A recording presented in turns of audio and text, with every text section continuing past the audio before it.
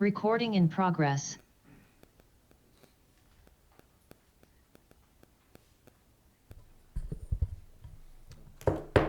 This time we're going to call to order the meeting of December 5th, 2022.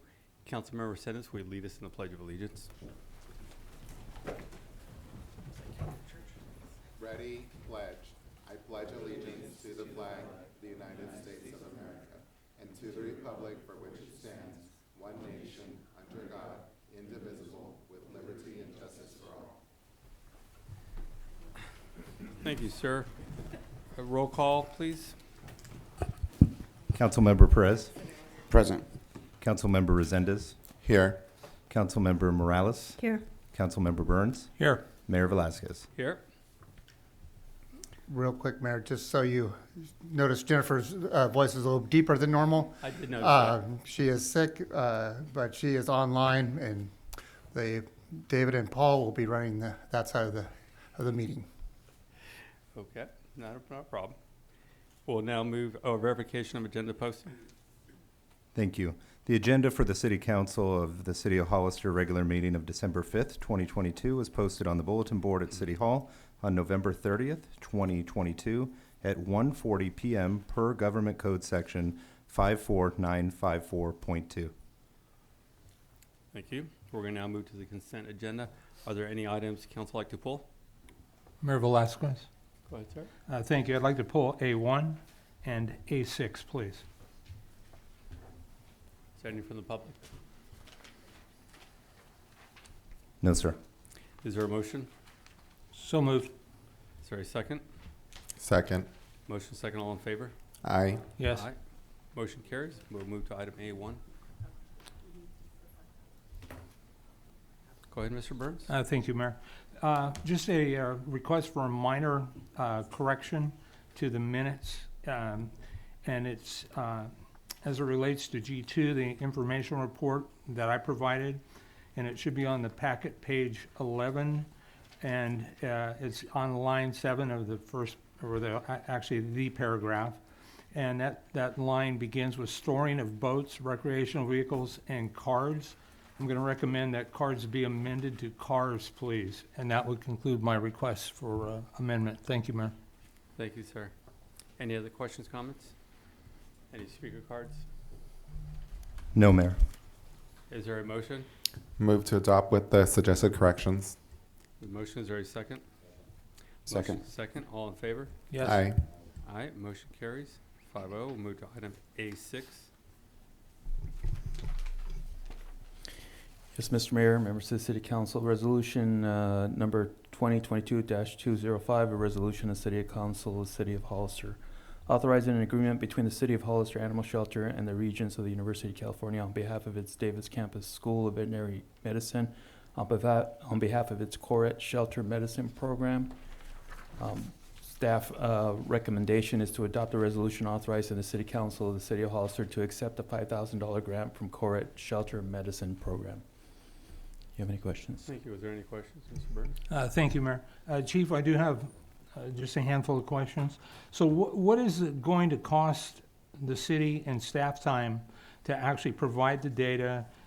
It looks like it's a 5-year window as is listed, but really it's a 10-year window because the initial data was from 2017 to 2021 or through 2021, and then 2022 through 2026. So clearly there's going to be a staff cost to do that work, and so I'd like to know what that is, please. Hi, Council and Mayor. We've already done the first part, the initial 5-year part. It took us about 5 minutes because our software program has it listed, and all we have to do is enter the dates that they want for the records. So it's not a huge impact on our staff. And then would it be safe to presume that that would be the case for the second 5 years? Correct, yes. And that will be on a yearly basis, not a 5-year time frame? On a yearly basis for the 5 years. Okay, well, that's great news. Who's going to actually be doing the data recovery or providing as far as the staff that would be assigned to that? Would it be part of the clerical team? Yeah, we have a support services assistant who will aid that, will take care of that for us. Okay, and Will any of the data provided require any level of redaction? No, no, it's stuff that's all available to the public on our website as is. So they're just requesting that as well. Okay, and in the report, it says that if approved, the money will be used for the needs of the shelter. What are those needs? In some of the examples they had given us, it could be updating the structures of our kennels, things to better and enrich the animals while they're in our care. Okay, thank you. I appreciate your answers. Mayor, that concludes my questions. Thank you, Mayor. Thank you. Any other questions? Any from the public? We've not received any speaker cards on this item. Thank you. Is there a motion? So moved. Is there a second? Second. Motion second, all in favor? Aye. Yes. Thank you. Motion carries 5-0. We'll now move to public comment. This is the time for anyone in the audience to speak on any item not on the agenda and within the subject matter jurisdiction of the council. Speaker cards are available in the lobby and are to be completed and given to the city clerk before speaking. When the city clerk calls your name, please come to the podium. State your name and city for the record and speak to the city council. If you are joining us by Zoom, please click on the bottom of your screen to raise your hand. If you are joining us by Zoom using a cell phone, please press *9. Each speaker will be limited to 3 minutes, with a maximum of 30 minutes per subject. Please note state law prohibits the city council from discussing or taking any action on any item not on the agenda. Do we have any speaker cards? Yes, we do, Mayor. Julian Torres?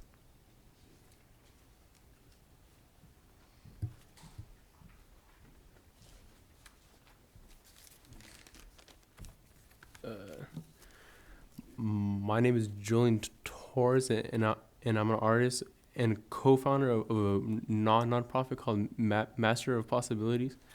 And I've worked with San Benito Arts in the past and other nonprofits in the past.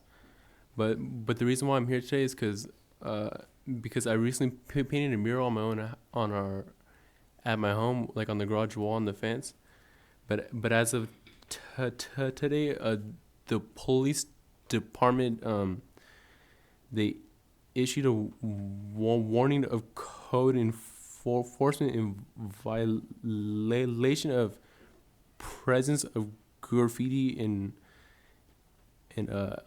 presence of graffiti in violation of the city codes. But the definition of graffiti is unauthorized an inscription, word, figure, mark, or design that is written, marked, etched, scratched, and drawn, sprayed, or painted, and on any building or personal property. But the thing is, we own the house, and I was given permission. But that's it. Thank you. Thank you, Mr. Torres. There are no more speaker cards for this section. Thank you. We'll move to item D1. Thank you, Mayor. On the mural or painting, we will review with legal that situation. Thank you. We'll move to item D2. Nothing to report at this time. Thank you. We're going to now move to item E1.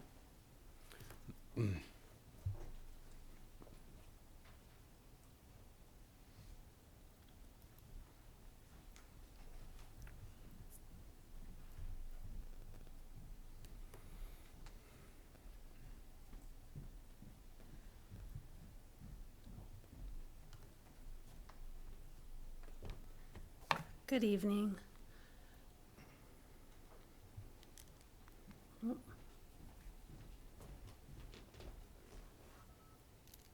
you. Tonight, the City Council will be discussing an amendment to the zoning ordinance related to Senate Bill 9. Senate Bill 9 took effect on January 1st, 2022. The Planning Commission has reviewed this twice, once during a study session on August 4th, and then again during a public hearing where we had a draft ordinance for them to review.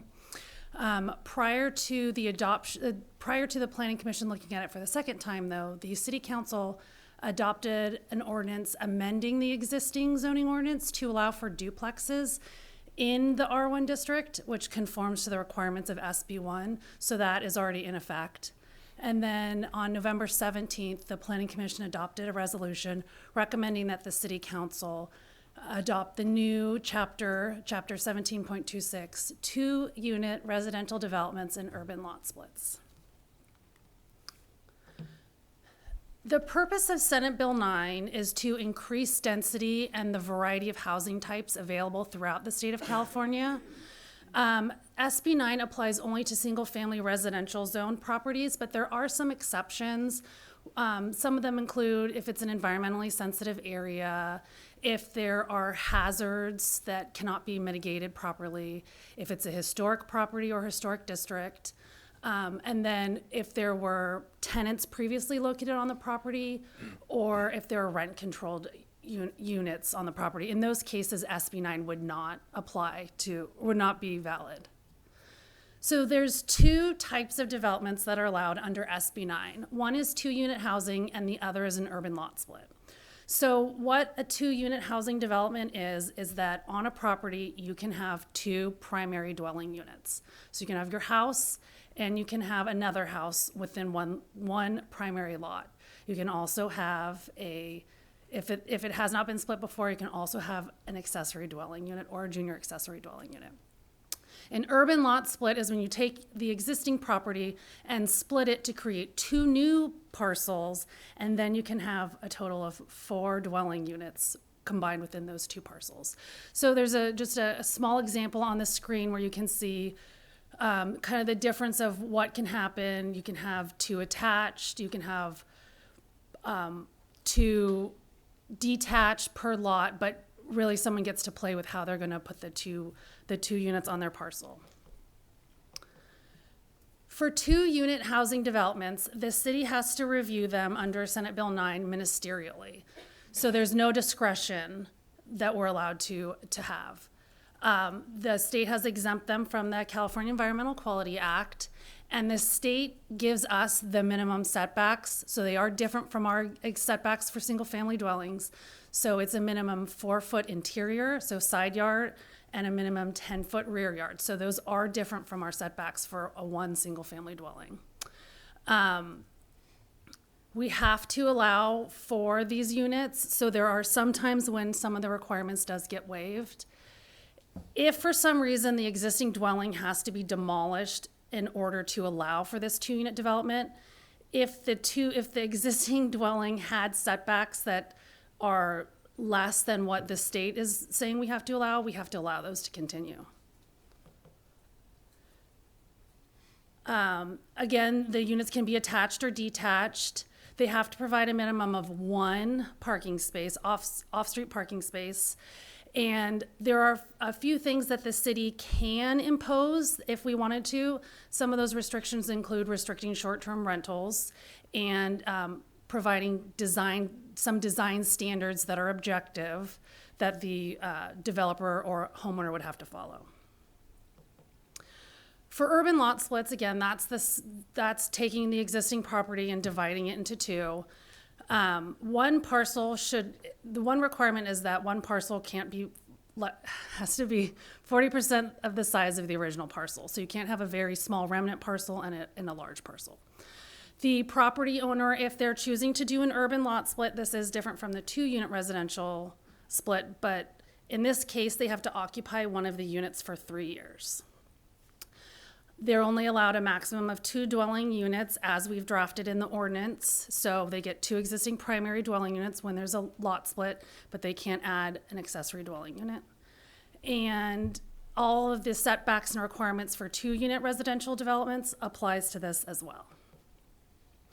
So what staff is proposing is a new chapter into the zoning ordinance to provide some clear language to lay out what a person needs to do if they wanted to either do a 2-unit residential development or a lot split. The state does not require us to do so, but it is an option to the city. And if we did adopt an ordinance, we can require some additional things that we wouldn't otherwise be allowed to require. So in the ordinance that we've drafted, we've clearly listed what the development standards are for these houses, the setbacks, which are different again, the height, lot coverage. And and we've also included a little section on design standards. And really what that is to ensure that if we're doing a duplex now, if we're having two different dwelling units, that they look similar. So if they have, a wood shingle siding house or a stucco siding house, that addition is going to match the new one.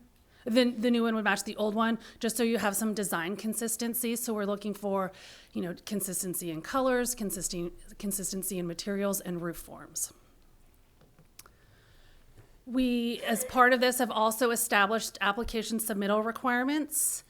We've established clear review procedures, so both the city and the applicant would be aware of that.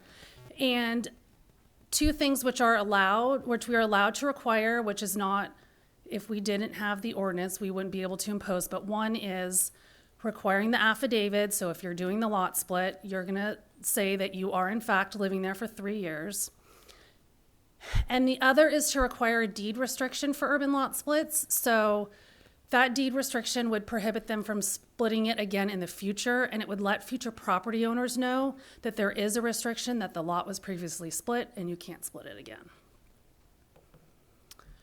So although not required, the city can choose to implement an ordinance related to SB 9 in order to establish requirements for review and approval.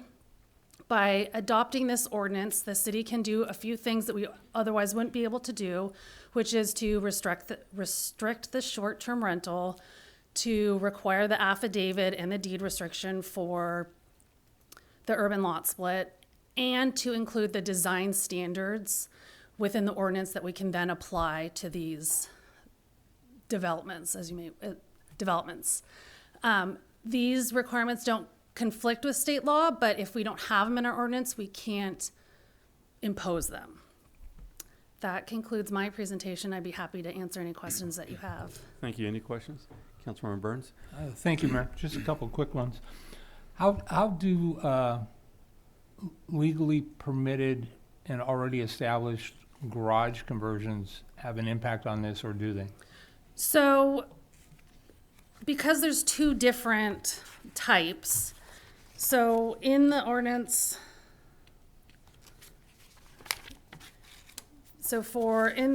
for example, if you're not splitting your property, we have a section on accessory dwelling units, and we're saying you can have, in addition to your 2 units, you can have 1. So if you have your existing property, your garage is converted to a junior accessory dwelling unit, and then you want to build that second primary dwelling, you can. If you have an existing junior accessory dwelling unit and you're splitting your lot, then you couldn't have it. Those would count as 2 for that one lot, but then remember, you get another 2 on the other lot. So instead of having 4 new, you get 2 new, if that makes sense.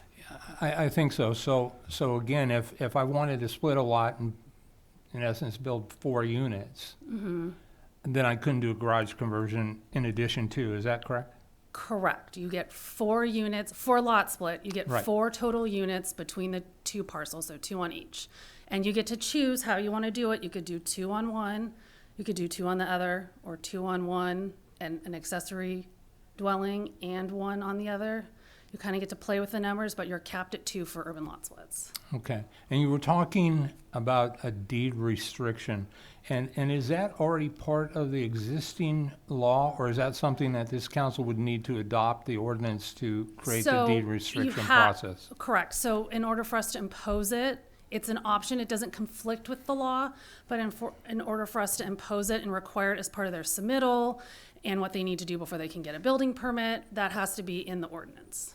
Okay. And what's planning's current practice for these ADUs that are discovered by code enforcement that may be in the permitting process or maybe have been built without the benefit of permits or inspections?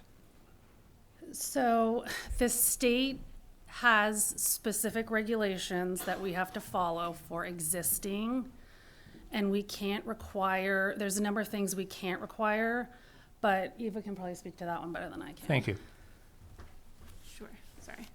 So for ADUs, which are different than SB 9 units, and both laws kind of are active at the same time, but for existing ADUs or ADUs that are found by code enforcement or what have you, we are helping people go through the process as long as it's an ADU that can be, or if they had, let's say they had their garage and it wasn't converted and they wanted to build the exact ADU that they have, they could go through the process. So we're helping people go through the process and recording. For ADUs, we record a deed restriction that essentially just says no short-term rentals. They follow the law. And then for JADUs, it requires an owner occupancy. And those are the restrictions that are in the state law anyway for ADUs. SB 9 units, the primary units will be kind of treated as if they were single family or multifamily. They'll pay full impact fees. ADUs are a little different in that the size limits are less, but they also have some impact fee waivers under state law. But we are helping people with ADUs or potential ADUs go through our ADU process. And then SB 9, we haven't had an application for an SB 9 unit yet, but we're hoping to establish an ordinance so that we have a clear process if someone does want to implement this. Perfect. Thank you both. Thank you, Mayor. Councilmember Resendez? Thank you. I'm just curious, what's the rationale behind the deed restriction? Why would we, I mean, if they split it, they're not going to split it again. Like, we know that. Is the deed restriction just to ensure that we have something on file saying it was already split so we don't split it again? Correct. The deed restriction is in place for two reasons. One, it signals us that one did occur on the property. And two, if you were buying a property, you would want to know that you couldn't do it. So it's really for future property owners. It really helps them out. They know what they're restricted to. Oh, this lot was already split. I was thinking I could split it again because it's such a big lot, but I can't. Got it. Thanks. What's the difference between the setbacks that are in SB 9 and the current setbacks that we have? So the 4 foot and the 10 foot are greatly reduced, depending on the plan development that you're in, or the R1 zoning district, or the west of Fairview. There are all different setbacks, but we are typically at 6 to 15 to 20 in the rear, 6 on the side, 15 to 20 in the rear, but some plan developments have reduced setbacks. You don't think we should revisit those setbacks so that we be consistent between all of them? Well, the plan development, they went through the process to get their own special things, so they're all different. But if that is we are overhauling the entire zoning ordinance, so if you're thinking that you would like to reduce setbacks further in the side and rear, that's something we can still look at as part of the zoning ordinance overhaul. I'm just thinking for the sake of consistency, I don't know if it's the way we should go or we shouldn't go. I'm just throwing it out there. We can add that to the list when we get to the R1 section, for sure. Okay, great. Thanks. Thank you. Any other questions, comments? Thank you. Can you go into why the short-term rental? Why no short-term rental? So really, the purpose of Senate Bill 9 is to provide housing types and a variety of housing and increased density to provide more affordable by nature housing for the city and throughout the state of California. If you allow it to be an Airbnb, it's not affordable housing. It's getting rented at a daily, weekly rate, and then the person turns over again and again and again. So by prohibiting that, we're asking that this be used as what it's intended, is to provide additional housing for residents in the city. So you're not talking about limiting, like, month to month? No, it's okay. 30 days. So we're 30-day rental, and that should cover like an Airbnb type situation. And then on the deed restriction, so if the lot is really big, and again, in certain areas, you have lots that are about 5 acres. So you're saying if they split it once, they can't ever split it again? Under SB 9, yes, they're prohibited from splitting it. I would imagine if you had a large lot that you'd be looking at a different type of development, because this would only give you 4 units, where if you had a larger property size, you could go to the R1 standards and do something different. If I might just add really quickly to that. The purpose for that restriction, that's also in the state law, is that what you don't want is, these are ministerial approvals, right? You don't want someone to come and abuse the ministerial approval to subdivide a large lot into two, and then into two, and then into two, and then into two. That's when you get into a tentative map, and that's where the city has their own subdivision codes and processes and approvals. So SB 9 is purely ministerial at the staff level, so you can't just use SB 9 to split a lot over and over again. Then I had another question on, like, planning's timelines and then fees associated, because part of the reason for SB 9 is also to expedite and to make sure that it was not a burn in terms of cost to people seeking this out as a solution to. So the timeline would be similar to an accessory dwelling unit, because that is also a ministerial action. They come in, there's just a few things we can check off against it.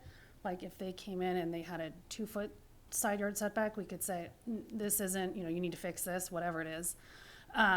But really, it's a staff level. We're not going to the planning commission. There's really no conditions of approval. It's a much faster process, similar to an accessory dwelling unit. Okay. And then the part 2, the fees? What are we charging?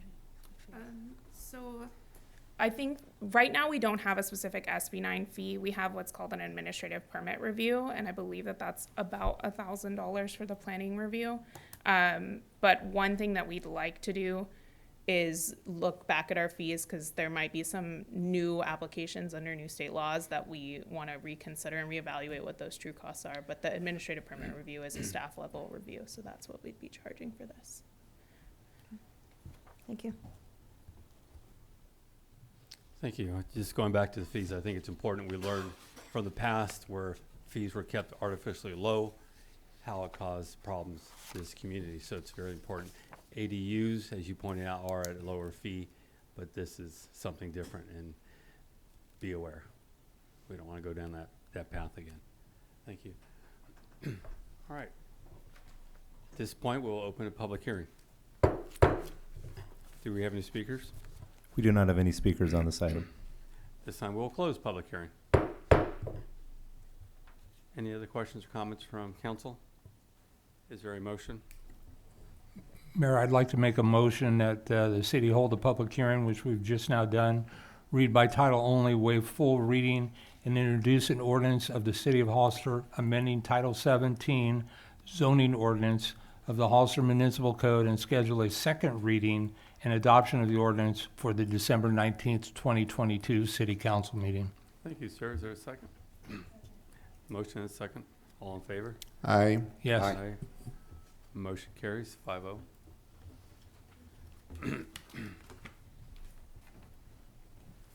We'll now move to item F1.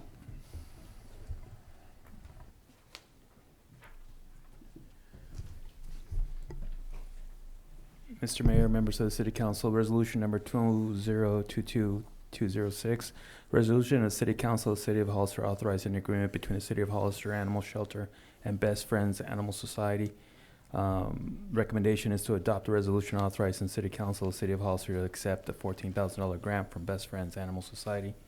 And President is Supervisor Alyssa Bautista for any questions you may have. Hello again, Council and Mayor. I just want to go ahead and introduce this grant as a great opportunity for the shelter to increase our effectiveness in life-saving efforts.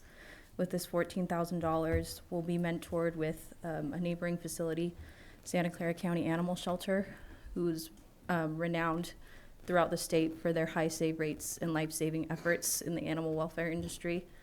I have Lawrence Gomez, the animal shelter supervisor for Santa Clara County, on Zoom to kind of answer and field any questions he may have. I'm not sure if you guys had time to look over the overview of the grant, but they did provide us with a roadmap and potential ways to implement new programs, processes, and procedures to increase those life-saving efforts.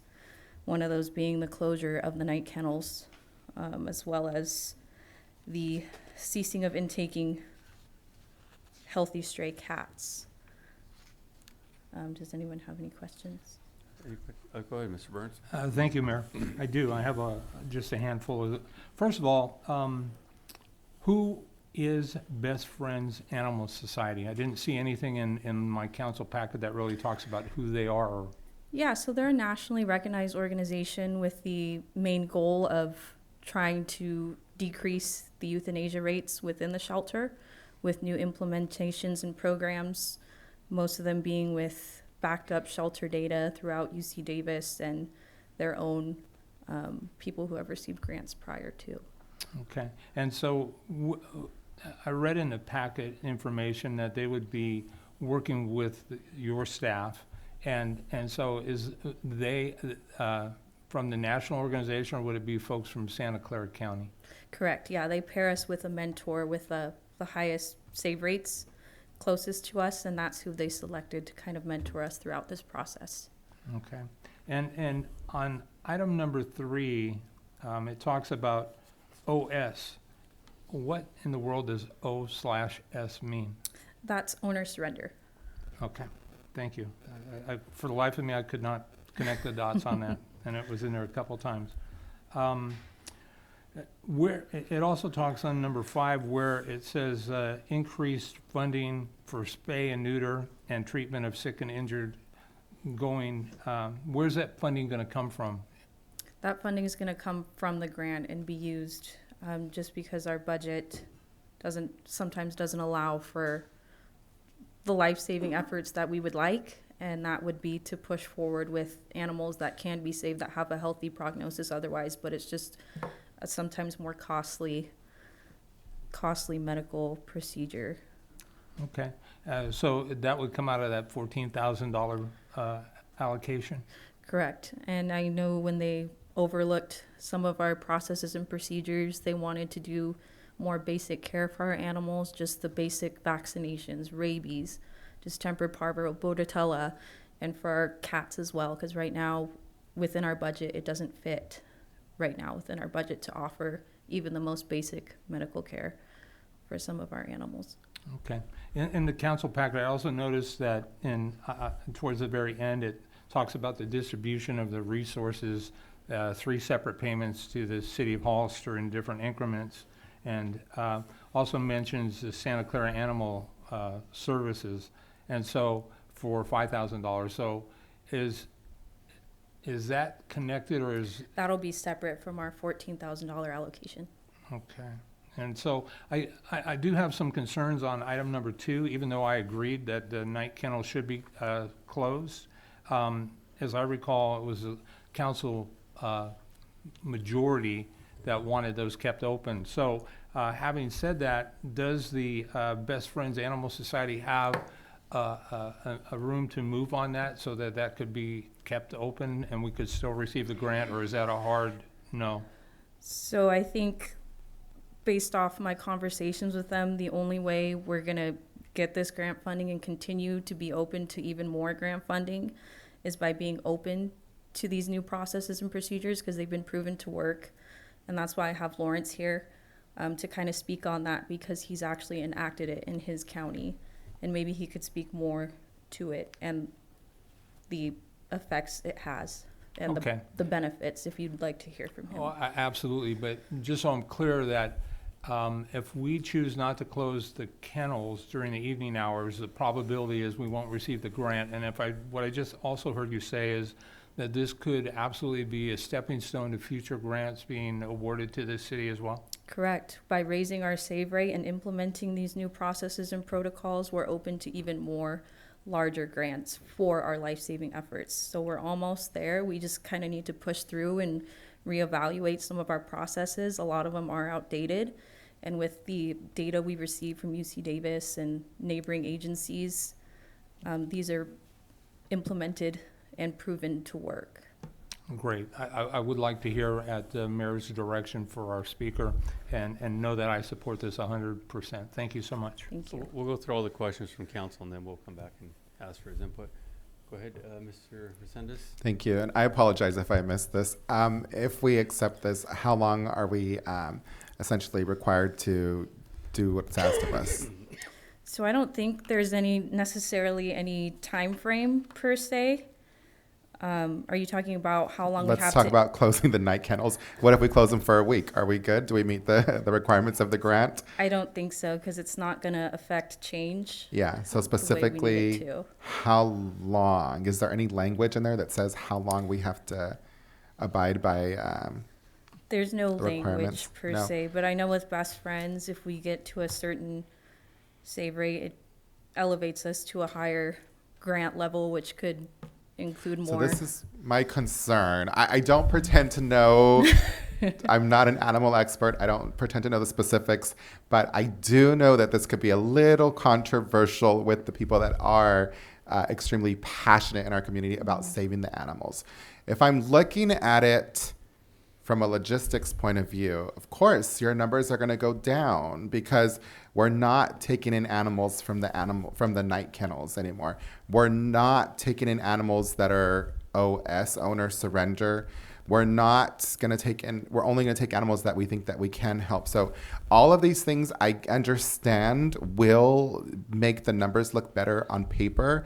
But I guess my biggest concern is, have we talked to these people that are so passionate about this? And I hope that they're here tonight. I don't know if they are. I would assume that they're not, because usually we can point them out. So I guess I'm a little hesitant for, number one, for the thing that Councilmember Tim Burns pointed out is that the closing of the animal kennels at night, I think we had all said we were not in favor of that. It was a little controversial, and I would just really like to hear back from our community partners that are really passionate about these topics, and I don't see them here tonight. I know they should have been here. Did you hear from any of them regarding this at all? I have not, no. No? Okay. All right. So I'm definitely on the fence, and I've got some hesitation to adopt it, I'll be honest. Councilmember Resendez, just in regards to what you're just saying, the night kennels were closed for long periods of time when they were in repair. And closing a night kennel does not mean that people cannot go to the shelter during work open hours and turn in their animals if they choose to do that. Since the meeting when we discussed this, the discussion was to have a special meeting in regards to animal control and all the other issues in regards to that. We haven't had that meeting yet. And I really look forward to having that, because there's a lot of things that we need to discuss to take our shelter to another higher level. But since the discussion from the council not closing the shelter, how many more animals have been dropped off, abandoned in the We've night had kennel? approximately 10 cases since Watsonville, Marina. We had the one we put out the press release for, where an animal was left in really poor condition to suffer throughout the night. Despite putting up new signs, we have sick kittens being left, and they shouldn't be left or permitted to suffer. That's something we're tasked with preventing, and I feel like we're just kind of harboring an environment for people to do that. Now, as we covered before, we're the only place in the surrounding counties that has a night kennel. People who were later located, who dropped off, abandoned their animals in the night kennel, basically told our staff that they Googled where they can, and Hollister came up as Hollister's a the night first kennel. one to pop up, yes. Is that it? Yeah, and just, I guess one more thing, like I said, I don't want to pretend like I know, and I can definitely see your point, but I can see their point too. That's why I'm a little conflicted, and I rarely do this when I'm sitting up here. I have my, I know where I'm at, but with this, I got to be honest. I'd rather have us see us have that meeting. I'd rather see that meeting advertised well, and for us to have a robust discussion with the community and the partners and the people who specialize in this industry, so that we can make a well-informed decision. I just feel like if we jump the gun on this, it might bite us in the long run. That's my one concern on this. And again, I rarely do that, but that's where I'm at with it. Questions, comments?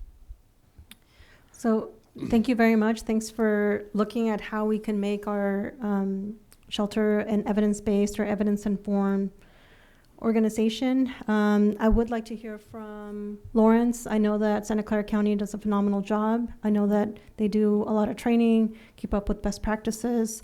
And while, change is difficult, I think, if we're all going towards the same goal, and that's to make sure that our animals are protected and there's humane way of making sure that and if our subject matter experts are telling us that the keeping it open only adds to the pain and suffering, I think we need to hear that. And then we also have Lawrence from Santa Clara County that is waiting to speak to us to also share in terms of their findings. I know that they keep a lot of data, so I'm eager to hear from him. Thank you. Good evening. Can you hear me okay? Yeah, if you can hang, just 1 second there. Sorry, sir. I think a lot of good comments were made here. I think early on, Mr. Resendez, a few years back, you tried to help make some changes by visiting Santa Cruz, and they had a lot of good ideas.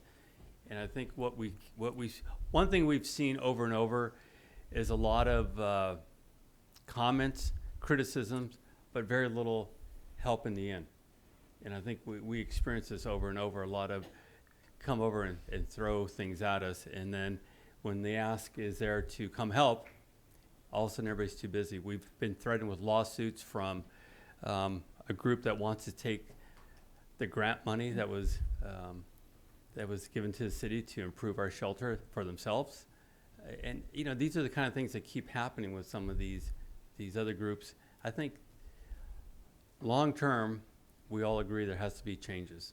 And if it's from this group or another group, I think the point is implement things that start to work for long term. I can see why there's an issue as far as the night drop, because that can lead to people that really don't care and just, here, let me go drop my animals super sick and I don't care enough, so let me go throw them in there and head back out of town. So there's a lot of different arguments that can be made. I think it's, as you found out, Mr. Resendez, some of the ideas that were from Santa Cruz that really could have helped our own community.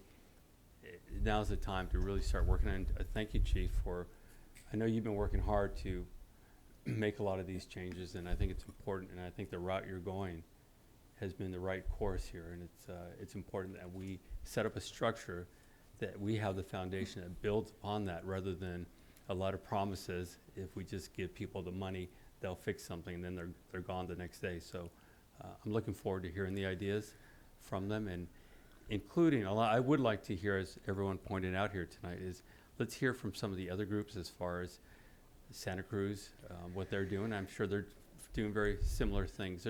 There's proven methods, and that's the point. Sometimes you got to make that change, which is hard at the beginning, and later on when you make that change, all of a sudden everybody comes back and says, see, I told you should have done this a long time ago. We're never the ones stopping you from doing it in the first place.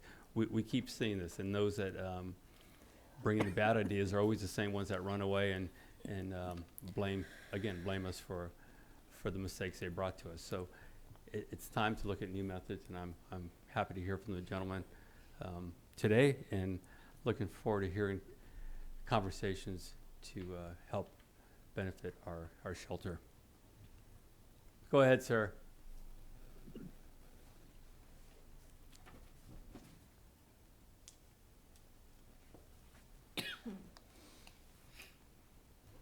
Good evening. Can you hear me okay? Yes.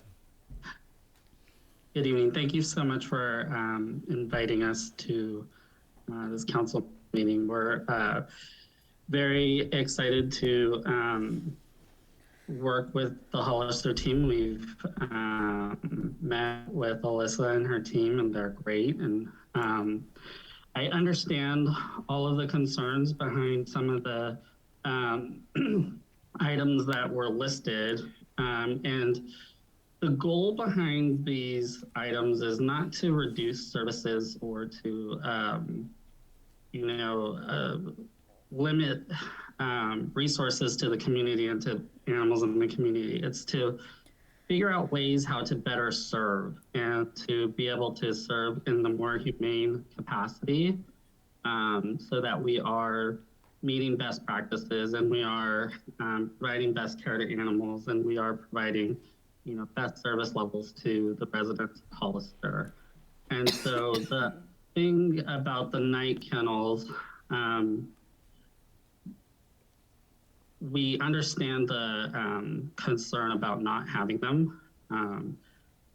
I do agree, it's a bigger conversation. I think we need to loop in some community members that are passionate about it, so that way we can all discuss, the pros and cons of having the night kennels. and figure out a way how we can continue providing service levels, but perhaps in a different way that, we can ensure that animals that need to be turned into the shelter for after hours are dropped off at a safe location or whatever the decision is, so that way we can mitigate any issues or help animals that may be suffering from either a medical or medical condition typically is what our concern is, or an underaged animal that isn't fit to be away from its mother or in a shelter environment. So, we definitely want to have these bigger conversations, but it's not about limiting resources. It's about modernizing and aligning with best practices.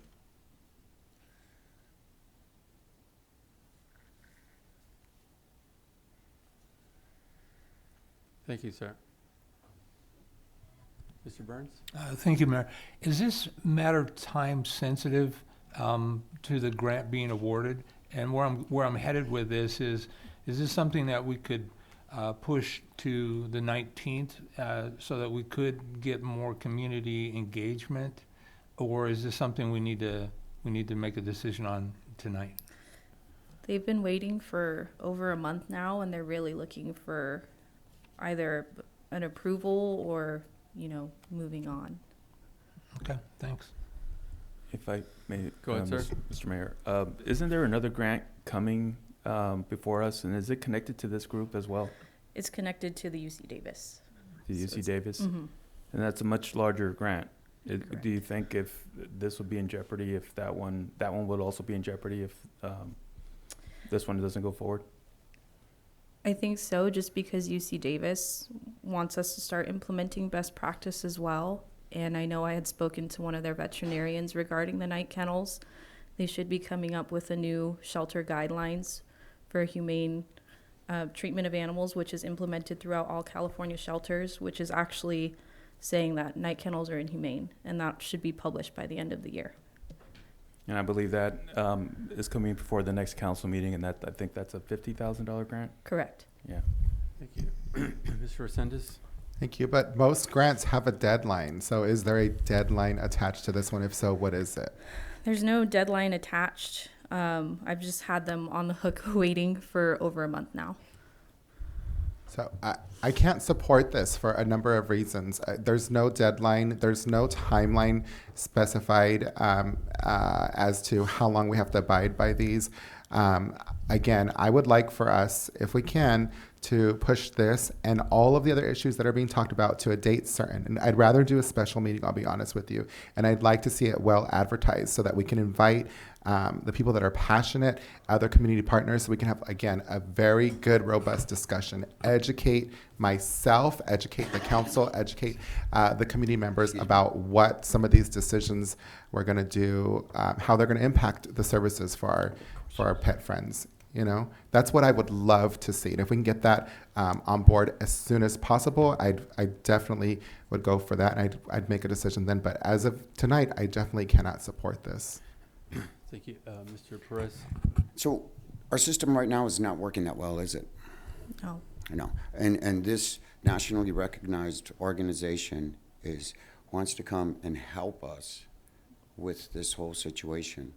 Mm-hmm. And as far as giving people an opportunity to come and say what they want to say, I totally agree with Mr. Resendez.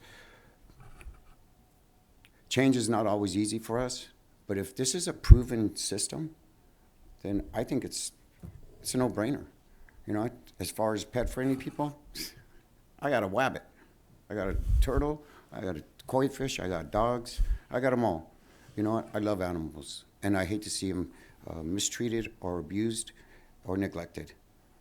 And if this is going to help our system to become a better system, because all of our systems need to become better, and even when they become better, they need to become better.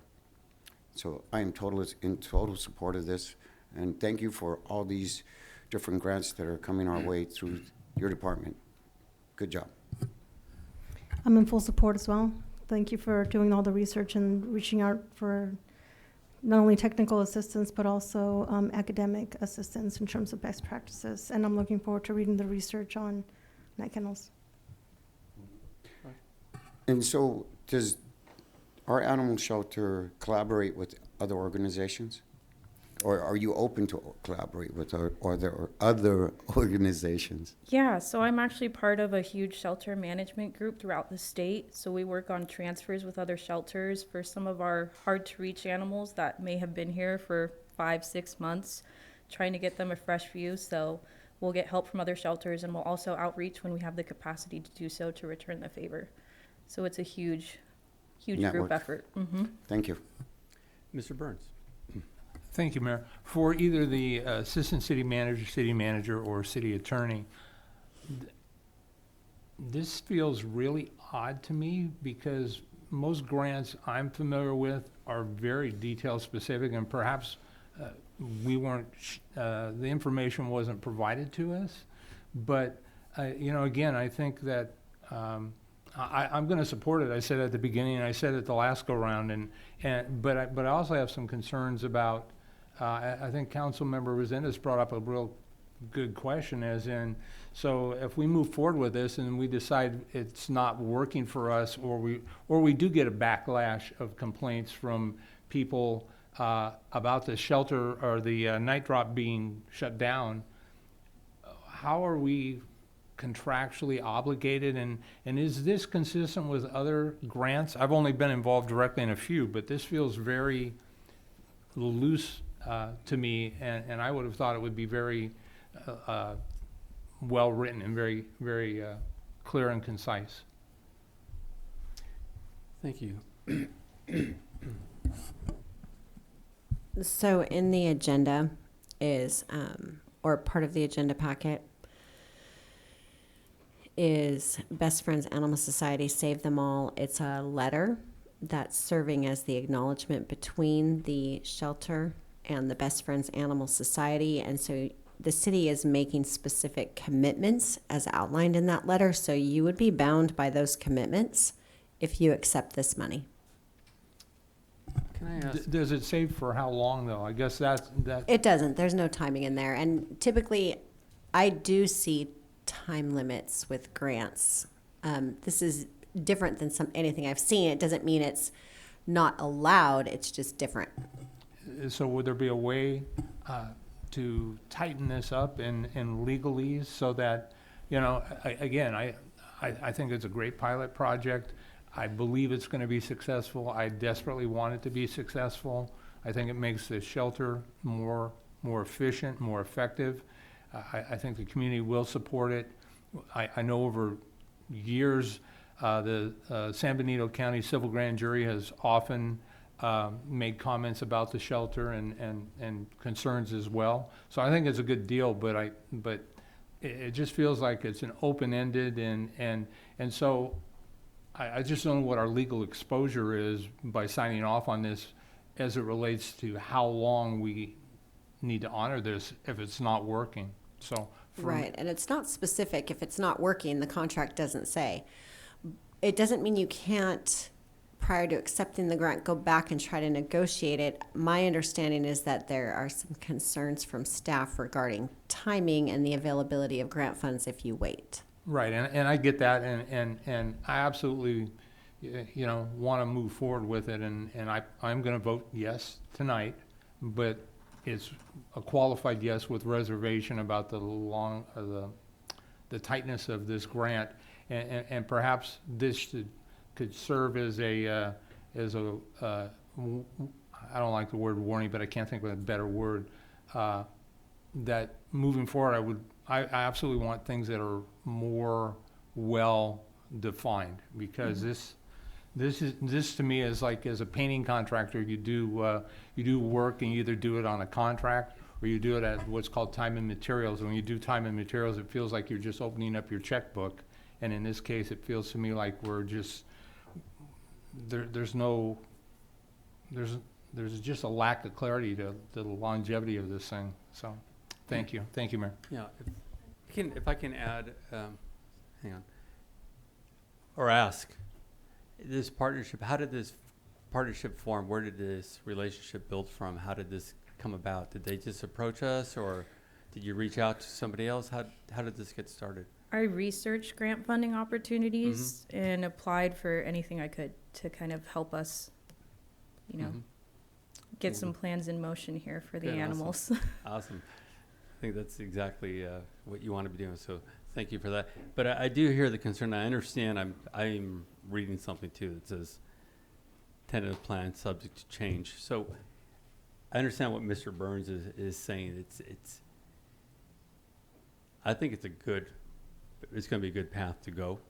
But I think Mr. Resendez is the one that said this, or Mr. Burns, I think, said this. Is it not possible to go ahead and get a date certain to just have a deeper conversation about it? I mean, I don't see the timelines, and I'm kind of wondering. I know, Chief, what you had mentioned, some grants, but I think that the question is how long we're supposed to keep it closed, and I think the obvious answer is that the best practices of people who do this for a living are telling us we shouldn't have one. We should not have a night kennel. And I think that the expectation is that we stop doing that, because all it is offering an opportunity for animals to suffer more and to be abandoned by irresponsible dog and cat owners. Closing a night kennel does not mean we won't have any services at night. When we have an animal that is in need, they can call the police. We're 24/7, and we have on-call staff for animal control. So if need be, they would come out at night. So closing a night kennel doesn't mean that suddenly the animal can't get the help it needs. It's just going to stop people from consistently using that night kennel, going after hours and dropping off animals without following the paperwork, without even letting us know where they found the animal, so that we can give us a chance to find and rehome that animal with the owner. It's 10 cases plus since the last time it was here before you of people abandoning, and many of them coming from other communities to our community to drop off those animals. So I think the intention of the contract is for us to stop doing that, because it's not in the best interest of the animals in our community. We'll be out there 24/7, the animals, and there's on-call staff every day of the week for emergencies. thank you, sir. Mr. Resendez? Yeah, hang on, I know, but I've been waiting for the time. Thank you, Mr. Mayor. This is a question for the city attorney. This letter serves as acknowledgement between Hollister Animal Shelter and Best Friends Animal Society to work together, and it goes on and on and on. The following commitments will be agreed upon. This is from the Best Friends part. On the bottom, Hollister Animal Shelter understands that they are required to commit to implementing new skills and programs as appropriate to increase positive outcomes of the organization. Here's the tentative plan, and then in parentheses it says subject to change. It's telling us that we have to do all of these things, but to me, that language is a little too ambiguous. What does that mean legally? It could mean a lot of things, right? I'm just feeling... It could. And under contract law, ambiguities are construed against the drafter. But it doesn't mean you wouldn't potentially end up in some sort of disagreement over subject to change. And one of those things that I want to point out is closing the night kennels. Stop accepting all the things that were listed on our, but the subject to change, that's what we're agreeing to. It doesn't feel very clear and concise to me. So that's why I cannot support it tonight. I just want to make that very clear to everyone. Thank you. Thank you, Ms. Morales. So I think anytime you're negotiating with, when you're receiving a grant, especially for technical assistance, and I also like to hear from Lawrence on this, is for demonstration projects that are evidence-based. Anytime you implement those strategies on a particular site, there's an evaluation period, typically 6 months to a year to 18 months, where you have to show demonstrated outcomes. Normally you have a control and treatment group. And so we have years of data based on the various elements you're hoping to either change, close, or implement new strategies that will help in terms of whatever you're trying to accomplish. So part of that can be written as you're making that agreement. And also, if Lawrence wants to add in terms of your experience with technical assistance, this is a technical assistance grant. If you have any experience in terms of the length of the demonstration project, within 6 months, a year, or 18 months, you can demonstrate based on the data whether this worked or not within our community. And that's what the various grants do, and that's what a technical assistance grants do, is to help you implement strategies that are going to help with positive change, not force you to, force you to implement a strategy that is going to do more harm to your community. Okay. Do we have any speaker cards? Can you hear me again? Hold up for a second. Go ahead, sir. Oh, I was just responding to council member. So in my experience with the Best Friend grant, they do have a year timeline, and the goal is to close the life-saving gaps. And so what their measurement is that they like to get shelters to a 90% live release rate or higher.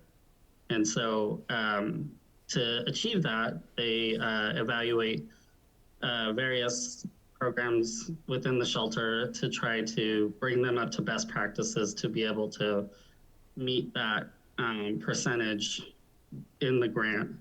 And they do quarterly check-ins with the organization to check in and see how things are going, and also to either reorganize if things aren't going great. And so they're very supportive of shelters, and they understand that not everything's black and white. And so they're, in my experience, they've been very flexible with the organizations. Thank you, sir. Do we have any speaker cards? No, we do not have any speaker cards on this item. Thank you. Is there a motion? Mayor, I'll make the motion to adopt a resolution authorizing the city of Hollister to accept the $14,000 grant from Best Friends Animal Society. Thank you. Motion and a second. All in favor? Yes. Aye. Against? No. Motion carries 4-1.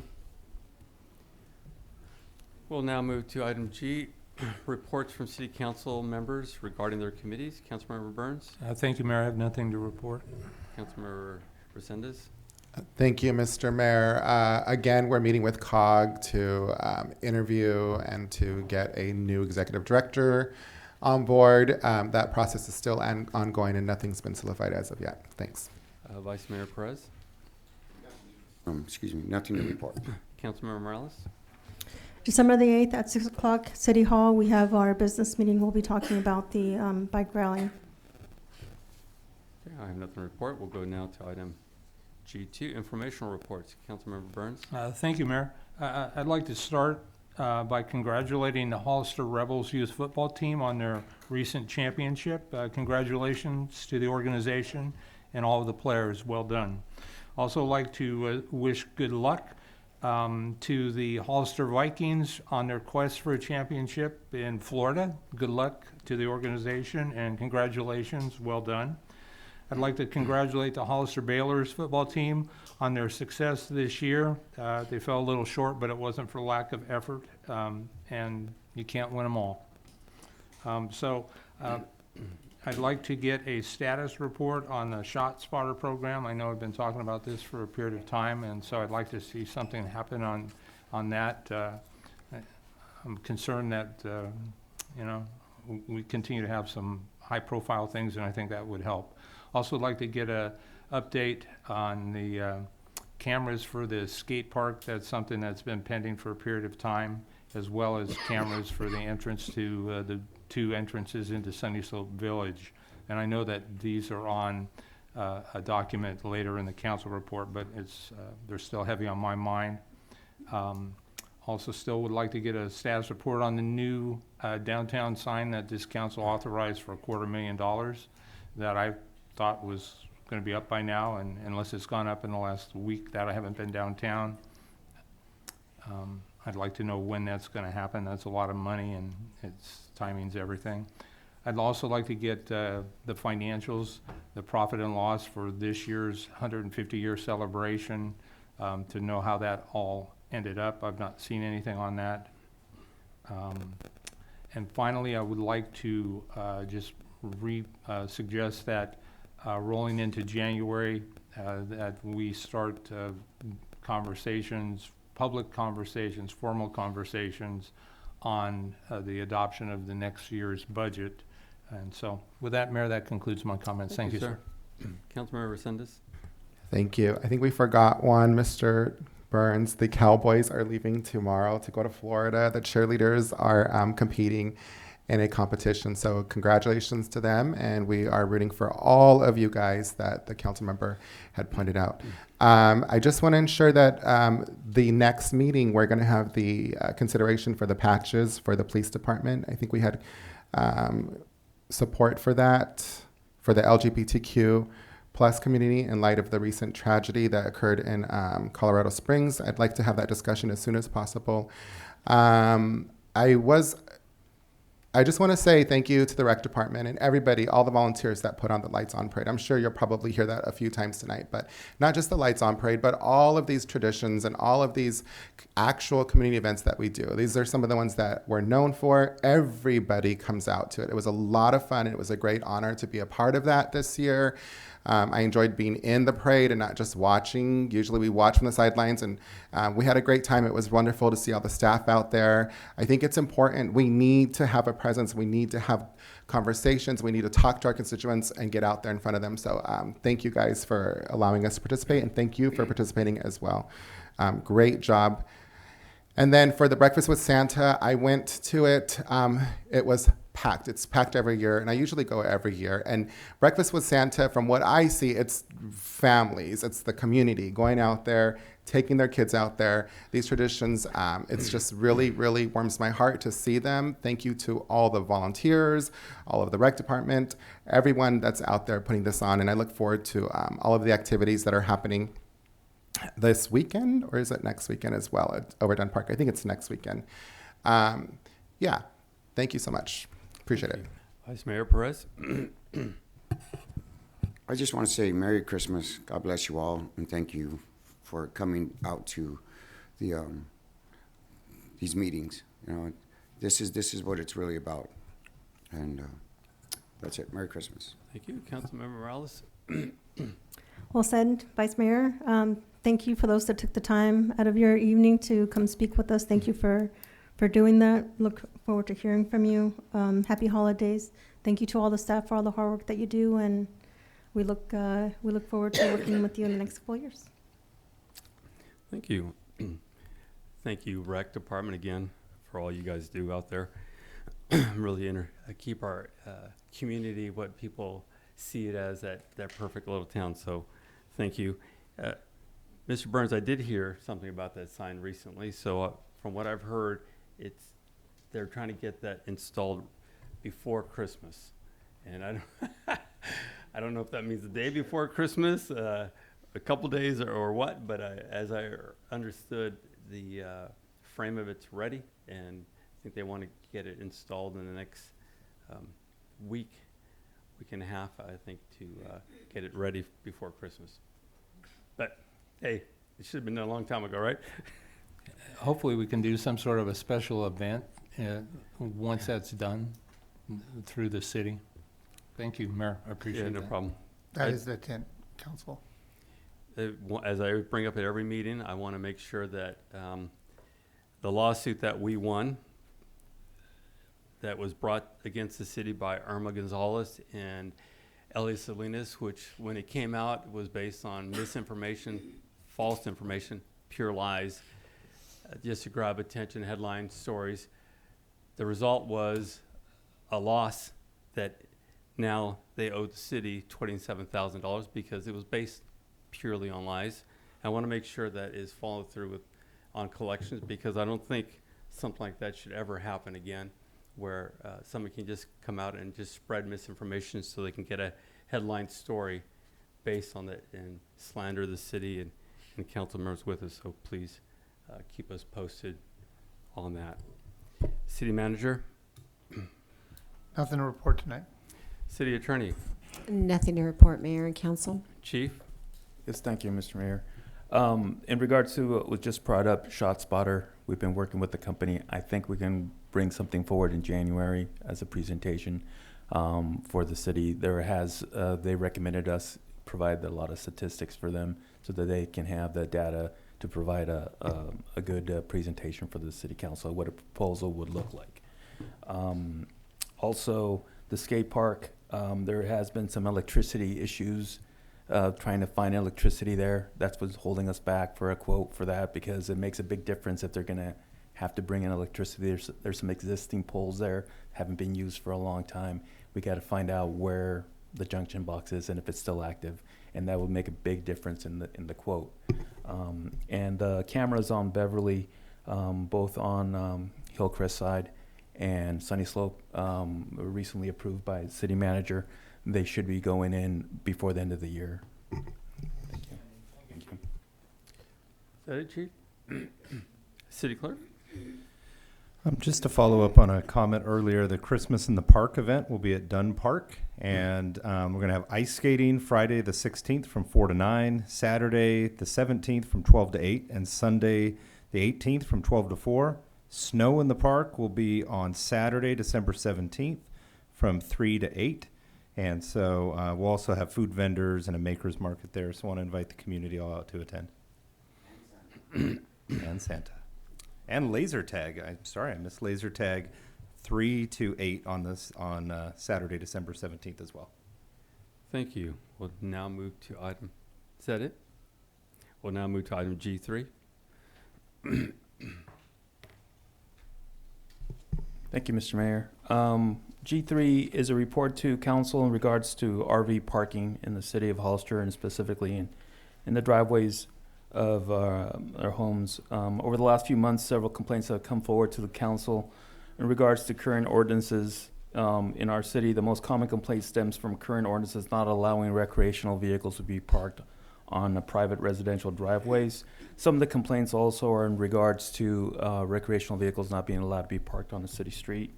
Attached to the report is the current ordinance that addresses recreational vehicles parking in our city, ordinance 10.10.030, private property parking and storage of recreational vehicles.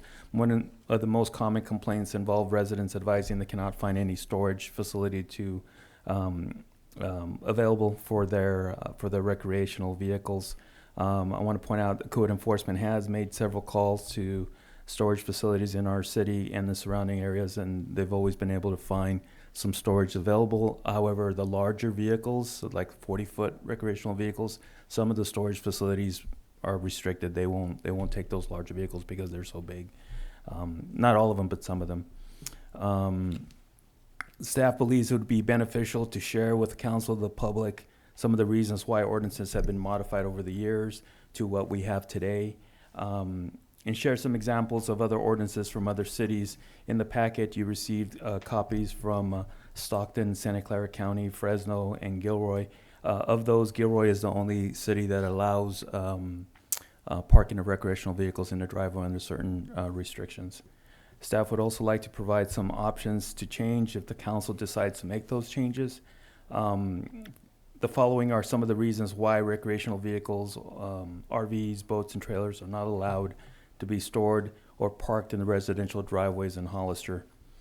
In no particular order, one of them is access to the home can be blocked by a large RV parked in the driveway, which may impede fire department and other public safety personnel who may be responding to the home. Some RVs can also block secondary exits to the home, side yards, or block garage entry. RVs can also be the source of a fire because the vehicle usually has combustible material, including gasoline, propane, and diesel fuel, and/or diesel fuel. The fire source parked right next to the home can serve as a ladder effect where the fire in an RV can transfer to the home and cause increased property damage or loss of life. RVs stored in a driveway take up valuable space that is supposed to be allocated to passenger vehicles. If an RV is parked in front of a garage, it can potentially eliminate 2 parking spaces for vehicles. This will result in potentially 2 additional vehicles parked on our city streets. This is especially important because the current issue with excess amount of parked vehicles stored on our public streets impede street sweepers and the cleaning of our streets. Where a city is under increased mandates to remove debris from storm runoffs or that are affected by not having cars moved on a regular basis. and it leaves trash and leaves and other debris not accessible to our street sweeper. An RV can also be a visual impairment to a neighbor having difficulty in seeing approaching vehicles when reversing from their own driveway. An RV can also be an eyesore, a site clutter with old unused RVs stored in driveways. Some residents have come forward advising that their RVs are nice or newer. Just like to say that's very subjective. It all depends on the people and the neighbors that they have to see that every day. RVs can also be allowed to be stored in driveways very often or later are used for inhabitation. Code will find them connected to electricity and then receive complaints of people living in them. Staff recommends against changing the current ordinance and warn council that if they do change, they will potentially receive more complaints in the future from neighbors, residents who do not own the RVs. However, if the council would like to change our current ordinances and allow storage of trailers on private driveways, we do have these recommendations for these conditions. It's similar to other cities that do allow them. Number one, in no particular order, is only allowed if the RV does not already fit on a rear or side yard per the current code. Number two, the RV should be fitted and have a fitted and well-maintained cover to eliminate the visual clutter, no tarps or other makeshift covers. The current setbacks for prior prevention should be, the documents I provided said 3 feet, but I was advised by Fire Chief El Campo that 5 feet would be his recommendation from adjoining property, from any inhabited structure, including garage, from the overhang, and no intrusion into the sidewalk or other public property. Another restriction, if allowed to be RVs to be parked in the driveway, would be to must be parked perpendicular with the driveway, no horizontal or angled parking taking up additional driveway space. Limited to only one RV per residence. That means one RV, one motorhome, one boat, one utility trailer, just one of those, not all of them. The RV has to be on a pad approved by engineering, cement or pavers, whatever's required, and not on dirt or grass. The RV cannot be higher than 10 feet tall. The RV has to have current registration to a current resident of the property, no non-ops. And the RV should be in working order and operable, not dismantled or wrecked. The RV should be stored only in the enclosed positions, no slide outs open, and not inhabited at any time with the exception of actively cleaning, repairing, loading, or unloading. The current ordinance, those are some of the reasons why the city doesn't allow those, and some of the conditions if the city chooses to change the ordinance. I don't know, Paul, do we have a PowerPoint available with this? No? Okay.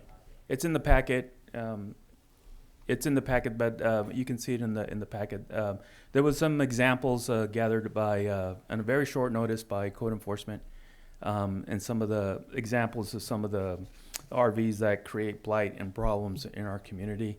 In that packet, you'll see photos of RVs that are up on blocks, some of them protruding into the sidewalk, some of them some of them old and with obvious visual clutter. The current ordinance also has a section that allows RVs to be parked in the driveway for 14 days. And that's to take in consideration people that may be loading the trailers for a trip. However, this section is very problematic. Staff would recommend that we do change that part. Staff recommends that we eliminate section 10.10.030-D5, the 14-day allowance, and replace it with the 72-hour permit that will allow residents to obtain the permit to load, unload, clean, and charge their RVs prior to and post trips. The permit will be limited to 4 permits per calendar year per address and or RV. They would have a 72-hour permit before their trip and have another 72-hour upon their return. The RV owner would be allowed to park in their driveway without the required setbacks, with the exception of not protruding into the sidewalk, or be allowed to park on the street, as long as it doesn't create an obstruction or traffic or line of sight. After the 4th permit, any additional permits would require a fee to be determined by the fee study to reimburse the city for the permit program. There shall be no more than 2 permits allowed, 1 leaving and 1 return per month. Staff believes this is a good balance to those who have RVs and want to retrieve them from off-site storage and be able to prepare them for trips, and also respecting the neighbors who can be potentially affected by constant use of or long-term parking of RVs in our neighborhood. Chief Reynoso, we do have the presentation up if you wanted to show anything. Okay. Code enforcement, and Desiree Martinez, you describe what? Good think evening, that's the Mayor and first City one. Council. Okay, so right here is some examples that we have. The picture to the left is an RV of somebody that was living in it, and they used a cover to cover the front so we wouldn't know that they were living in the RV. But if you go to the back, you can actually see the cords that were plugged in to the main structure. Picture to the other picture is an RV that is up on jacks, which is not safe when you get children that walk through there after school. That is a huge life and safety that we have come across. And go to the next slide.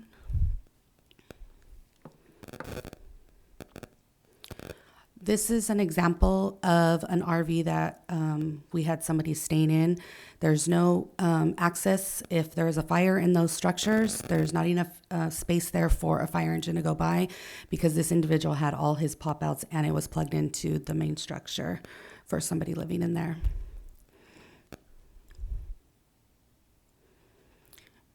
This property had 2 boats.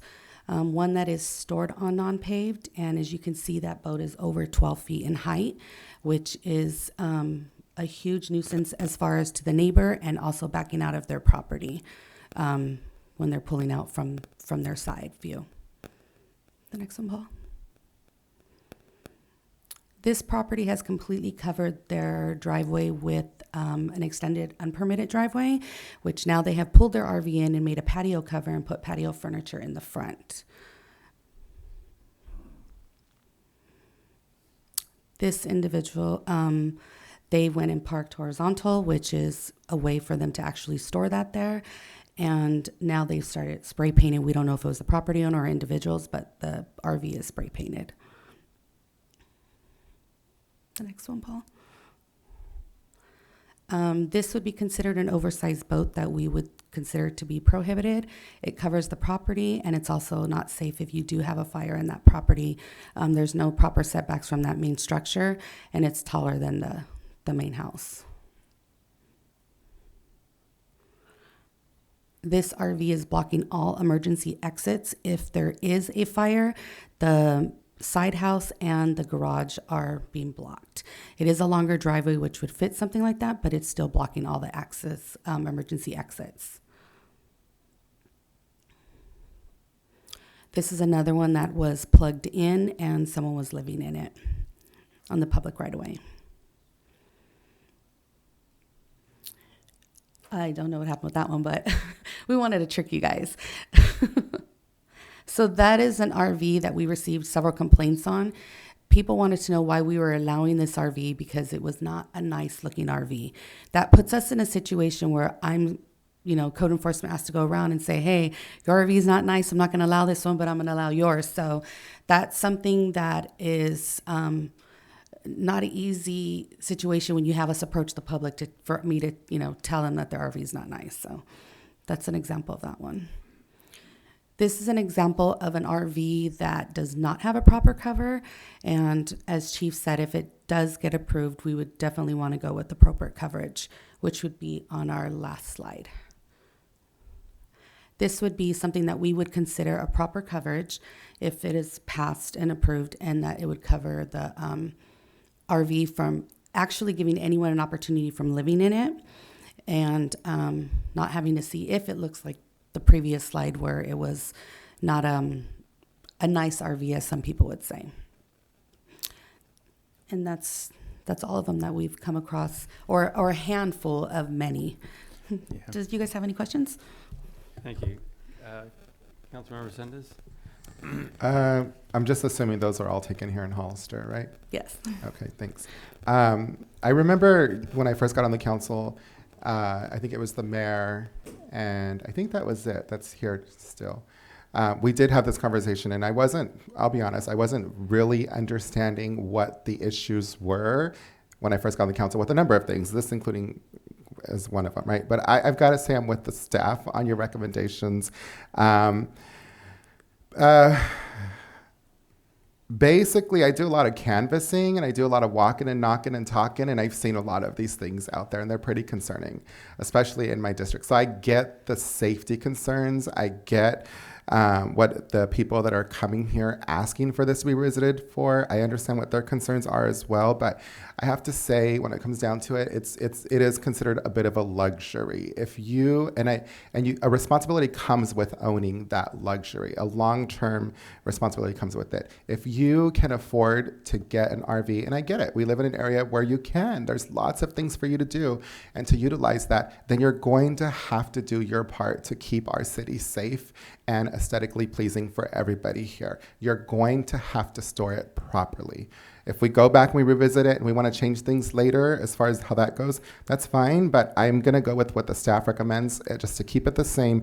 And I do think that we should change the, was it the 10-day?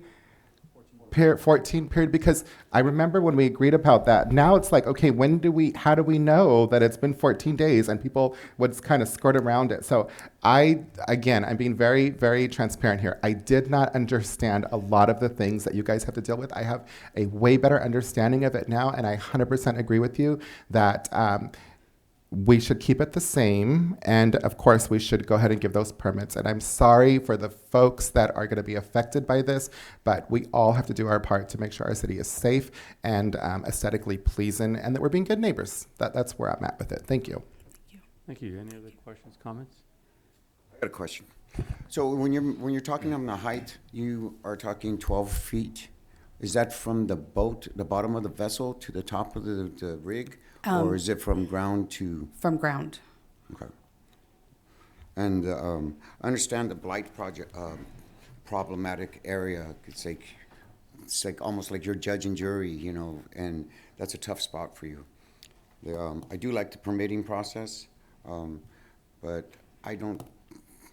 Where are we going to take all of our RVs? I mean, I got an RV. I'm lucky. I got a place to take it. So you know, but I understand, because I also have jet ski trailers and another trailer. But so you know what, I'm just lucky because I've tried to rent places out here. I can't remember the name of it, on San Felipe, you know, and other places. And as far as like, just because I got an RV doesn't mean that I have a lot of money. It means that I planned and I budgeted for this. And when you go to to pay your taxes and to register your vessel and stuff, they ask you where it's stored. You know, part of the problem should be that if we're going to be storing it at your place, you know, why are they just asking where you're storing it instead of saying, you know, you can't store this in the city. It has to be, I don't know, it's probably none of their business or anything, but you know, it is kind of confusing and misleading when the tax people are saying, oh, you're going to store this at your house? Okay, yeah. You know, that's very misleading. So, I understand the whole blight thing. You know what? I do like the permitting process. That was a good solution, because I pull up my RV, I move my cars to the park because I live close to the park. I don't take my neighbor's spots because it starts fights.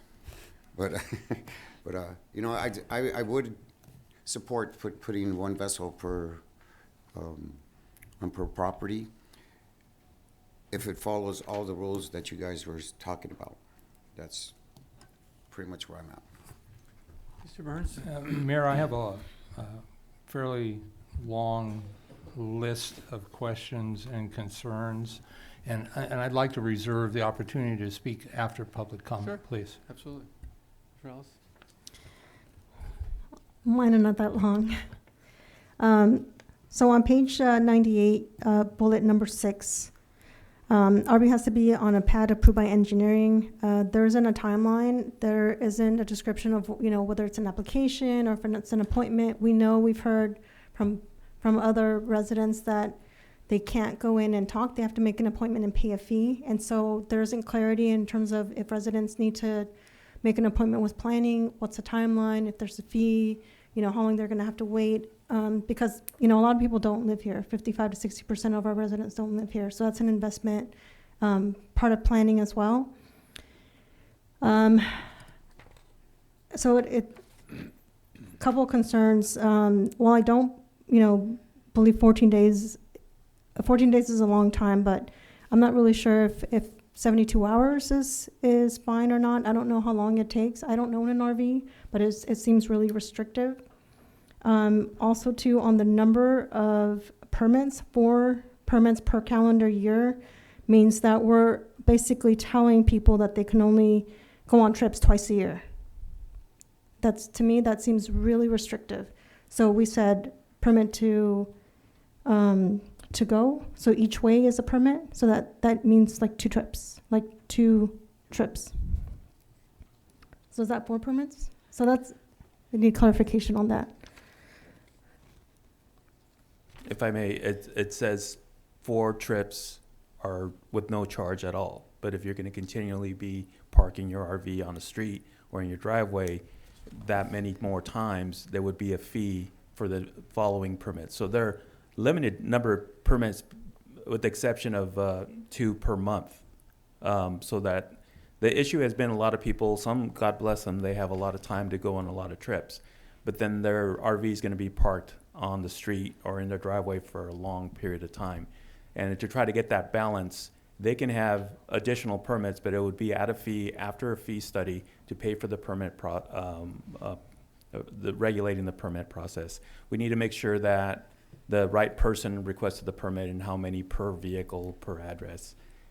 So that's the way some other departments do that. And it's just a way to, instead of having a 14 days that nobody's going to be able to track when did it show up, when did it leave. It's 72 hours, that's 3 days. That's time, 1 permit for them to load it and leave, and another 72 hours when they come back to unload it and remove it from there. And when they get those permits, code enforcement would be notified, police department would be notified that they do have an existing permit so that their vehicles are not cited during those 72-hour periods of time when they're loading and unloading their vehicles. Okay. Did you have a question? Can I finish mine? Okay. So at least in my district, and I know this is all of Hollister, but when I drove around, I didn't see a lot of what was shown, so thank you for sharing a lot of information. When I spoke to at least my neighbors or residents within my district, they did have a hard time finding places. They stated that there was a long waiting list, or the areas that had availability were subpar. There was trouble with vandalism. There was trouble with having animals that would come in and, thank you, rats, come in and do stuff to the property. And so there were, there were risks associated to actually driving it. They felt better or more secure having their RV within their property. With a lot of the residents, at least that I saw within my district, they were not reflective of the representation that was stated here today. Also understanding that Hollister is really big and diverse. So, but it impacts everyone. So looking at it from a broader perspective in terms of policy, this is going to impact probably jurisdictions from a social, economic, equity perspective. It's going to impact certain areas more than others. Is that it? One more question. So how does this pertain to cars? Is cars are included in this also, as far as like people that are, bring in a shell of a car and park it in their driveway? That's a separate violation. It's a separate. The only mention of cars here is that if the RVs are parked in a driveway, you would assume that their vehicles are parked on the street instead of being parked in their driveway or garage. Do we have any speaker cards? Yes, we do, Mr. Mayor. First one is Jesse Fernandez.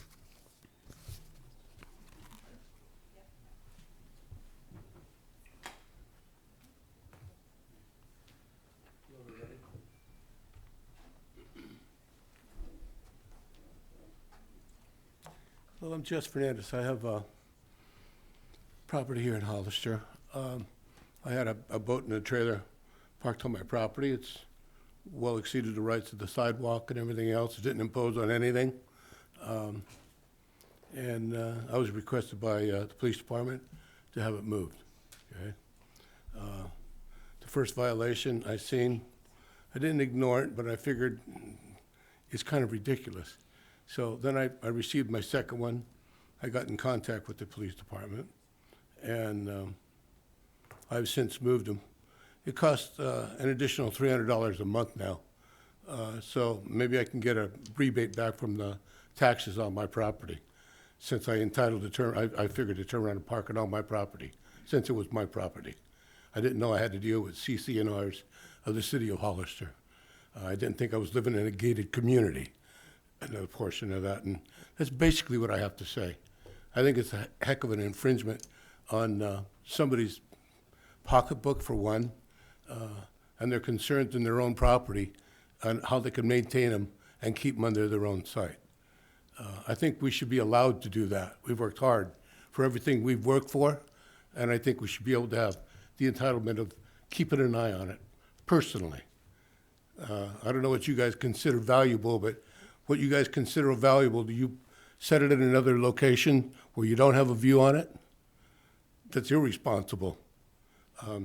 That's all I have to say. Thank you. Next, we have Christy Clark.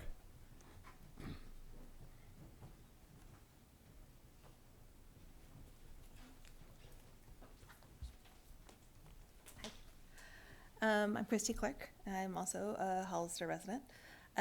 So I heard mention of the availability of parking spaces in the storage facilities around. We called Mini-Mac Storage that's on San Juan Road, and they did have some availability, but they also have a large line of homeless RVs where people are actually living in them. There were RVs in disrepair that were in the facility. They had said that there were that they had vandalism in those in the RVs that were parked there. San Felipe Storage, when we first got our RV, had a whole lot of RV storage. That has been replaced with storage units. So you can't store your RV there. There's a very limited amount. We did store our RV at a Right Space Storage, also off of San Felipe, I think. And we got more damage to our RV there. So storing it on our property, we've tried 3 different places. Storing it on our property, we're at least able to make sure that our RV is safe. Lots of people got RVs during COVID because you weren't taking these great road trips with your family and able to stay in hotels and guarantee that everybody was safe. So if I can go someplace with my family and stay in my own RV that I can guarantee is only as germy as we bring in, right? That's why we have it. It is a luxury, guaranteed, but because we do that, it's, that's how our family is able to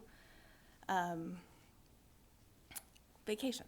And we having to pay for storage that, there might be some available, but there's not. If you look around how many RVs are in the city of Hollister, there are not those spaces. You're not going to find those if you call around. There may be 1 or 2 here or there, but that's not going to solve your RV storage issues. Also, height requirements. We don't have a large RV. It's a 24-foot RV. It's 11 feet tall. And ours isn't a large, it's not a fifth wheel or anything else. 10 feet is absurd with modern RVs. Thank you so much. Thank you. Next, we have Stephen Beck.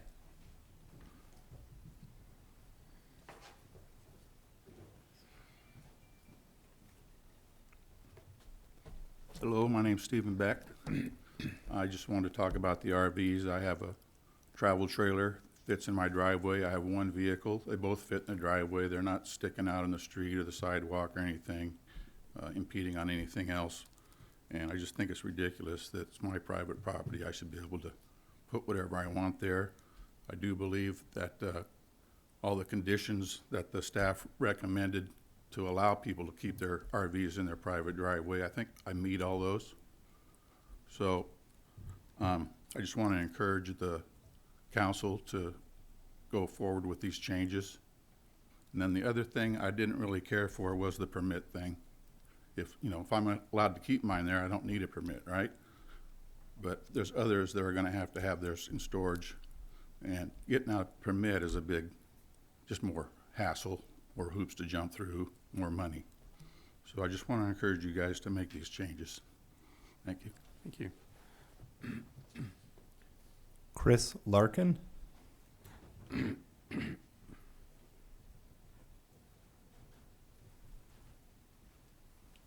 evening. I have a right to enjoy my property. We all as property owners have a right to enjoy that property. And that's based on legal doctrine on property rights. And the city currently has these ordinances that infringe on that right to allow additional government to infringe on these rights is ludicrous. Currently, this government doesn't have a way to enforce these laws. What you do have a way to enforce is blight. When a property owner is creating a nuisance to their neighbors, then they should be able to go to their city government, go to their police force, and make a complaint and get some form of fix for this. To have an armed officer come to my house on Saturday and attempt to enforce these when I've heard that these codes aren't even supposed to be enforced right now. So you need to do something about it. I agree that blight is something that is within the government's realm, the city government's realm, to fix, but not infringe on the rights of these trailer owners, these RV owners. Thank you. Thank you. Carson Clower.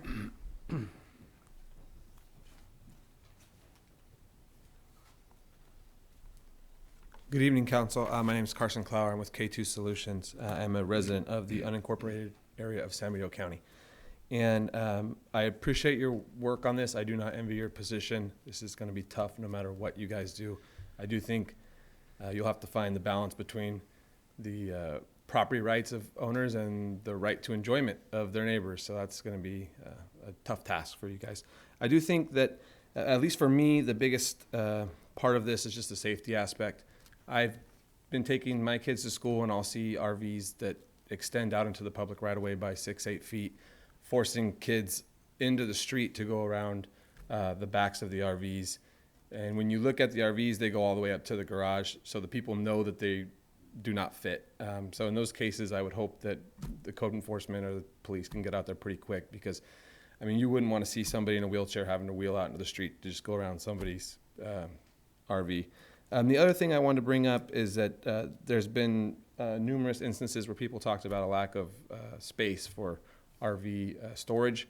I am working with a client who owns property on Airway Drive, who is going to be coming forward with an application that's going to be a combination mini storage, RV storage. And I do think that he's leaning more towards a bigger portion of the property being for RV storage. So hopefully the planning department and the planning commission will see that in the next couple months. If you have any interest in that, I'd love to get you in touch with that owner so you can get some more details, and any support going forward would be much appreciated. Once again, thank you very much. Thank you. We have no more public comment. Thank you. Bring it back to the council. Councilmember Burns? Thank you, Mayor. So, could we pull the PowerPoint up, please, again? This is going to ask council's indulgence. It's going to take a little bit of time here. So while we're doing that,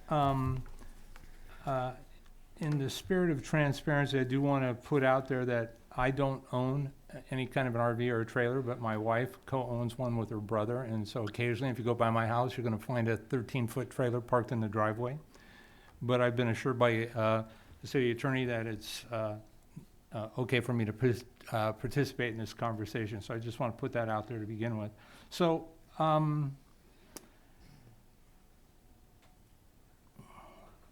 how many of the first of all, how many actual complaints received on RVs or boats have we received in 2022 to this point? I can't give you an answer for 2022, but I can tell you since I've joined the police department, I've had over 300 complaints on RVs and boats. Okay. Do you have one for 2022? Just RVs is 67. 67, so the other 240 or so are boats? Well, that was just for 2022. I didn't go back any further. As far as when I started here, we've gotten lists from individuals that have given us, just in the last month, we've gotten how many on there? Oh, I personally talked to a guy today who told me 250. He said that he drove around and said, I have a list of 250 people. Okay, but this is one guy driving the city of Hollister and taking note. It's not 250 neighbors snitching each other off. No, but what causes this, just like with Mr. Larkin, to give an example, is somebody got complained on. We gave them a warning. Then, so they called us and they're like, well. Can we have you speak into the microphone, please? Oh, sorry. Thank you.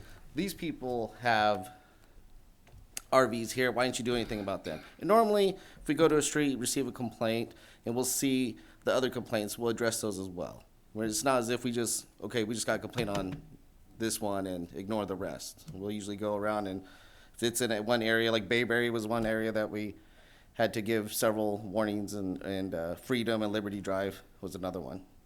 I think Liberty Drive actually stemmed from two complaints. We wound up getting like 10 or 12 out of that area. So, but yeah, so that's how it stems. So that's the reason why I went to Mr. Larkin's house on Saturday to just give him a warning, just to let him know, hey, this is how we work. Okay, so that was more of a proactive effort on your behalf as opposed to responding to a complaint on his property? That was based on a complaint. A complaint from a neighbor? From somebody else who had driven around and complained about. Okay, so we've got some looky-loos that are driving our neighborhood. I'm going to try and be as respectful as possible. They're frequent flyers. They may have been complained on themselves, so now they're going to snitch everybody else off in the city. Correct. Okay, but we know about snitches. And unfortunately, what is happening is, like you said, we'll address one, and the individual then give us a list. I mean, we've gotten emails between 20 to 30 RVs with pictures of locations that we didn't do our job because we missed those ones. Right. I hear your pain. I understand more than I'm going to express at this moment. How much proactive education of our community have we done in regards to this? As far as, have we sent anything out in the water bills? Have we sent anything out in any proactive effort other than having a handful of people complaining about 250 or 300? So in 2020 and 2021, we did send out some literature. We have not sent anything out in 2022, but before we address anyone with an RV, we give them an education. We give them opportunity to give us a call. We give them 14 days to correct it. We even give them an opportunity for an additional extension. So we educate, then send out a compliance order. It's not until your third notice you're actually even receiving a citation. Do we actually have a hearing officer for the city? We do. And who is that? Miller, Chief Miller. Okay, and is Mr. Miller an attorney? No. For the city attorney, my understanding is in order to be a hearing officer, you have to be an attorney with 5 years of good standing in California bar. Is that correct? I don't know if that's correct or not. I'd have Okay. to look at it. Okay, I would argue it is. And so, if we're gonna enforce on these things, we have to be able to provide due process. And I would argue our due process is flawed at this point through no fault of anybody's here. However, City Attorney, I'd ask that you confirm that for us and bring back that information. I think the government code pretty much clearly defines what's required there. So, when was this current ordinance that we're enforcing adopted? Was it 97, I believe? 25 years or so ago? And somewhere in the staff report, it talks about it's been modified. When has it been modified? So about 5 years ago, we addressed this, the same RV situation, and it was changed as in a suspension, but not a modification. I want to say it was roughly about 5 years ago, 4 years ago. I remember. I heard what you said. I don't understand what that means, though. It was not modified, it was suspended. So what? So this same exact conversation came up 4 years ago, and we had put, I want to say it was a freeze on it. We didn't change the code, we just put a freeze. So everything that we had addressed was put on hold, and council at that time had asked us to go ahead and allow them until further notice. Okay. And I'm going to say it was around, I thought it was 5, but I think you're right. it was 4 years. Like, I thought it was freezed, and then we addressed it when I was on. Correct. So did we ever unfreeze it? We did. When did that happen? Right after, because everyone brought their RVs right back. Okay. Okay. And it got out of control again. Okay. Is freezing an ordinance actually a legal thing? It kind of sounds like it's not. I'm really confused, and frankly, I'm a little embarrassed. I don't know how you freeze something and then you unfreeze it. Those aren't legal terms, those aren't legal processes that I'm aware of. Well, no, it's not a legal process I'm aware of either. Freezing and unfreezing wouldn't be the terms. I mean, I could understand staying enforcement until it's resolved, but. Correct. But this whole thing is a mess in my opinion. And so, there was comments made that, the fire department, could be impeded to a home by an RV or a boat parked in the driveway. When was the last time we know that happened? Or are we talking about what-if scenarios here? I don't think the fire chief gave me any examples. He's just his recommendation, and it's consistent with the current ordinance right now that does allow, if you have the room for it, to store it on the side of the building, side of the home, and there is a restriction for 5 feet, and that's for fire prevention. So it's more of a prevention than we actually have an experience where that's happened. That is correct. So also in the staff report, it talks about RVs parked in a driveway have been a source for a fire. Does anybody know if that's actually ever happened here? Not off the top of my head, no. It states that they are a source because they do have combustible material inside. Okay. Then the report talks about where an RV can be a ladder when parked next to a home and the home has caught fire or could catch fire. Do we have an actual incident where that's ever really happened that anybody knows of? No. I think they're talking about the RV catching fire and then ladder, or say jumping into the house. I don't know of any specific time that's happened. It's just what the fire chief recommended. Right. And Chief, you've been here how many years? Myself, 24 plus years. 24, so you don't know of any of these things happening in the 24 years to your recollection?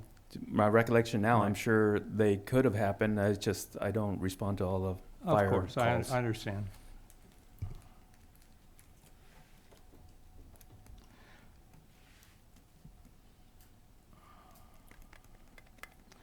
How many RVs have you responded to in 2022 where people have been living in them?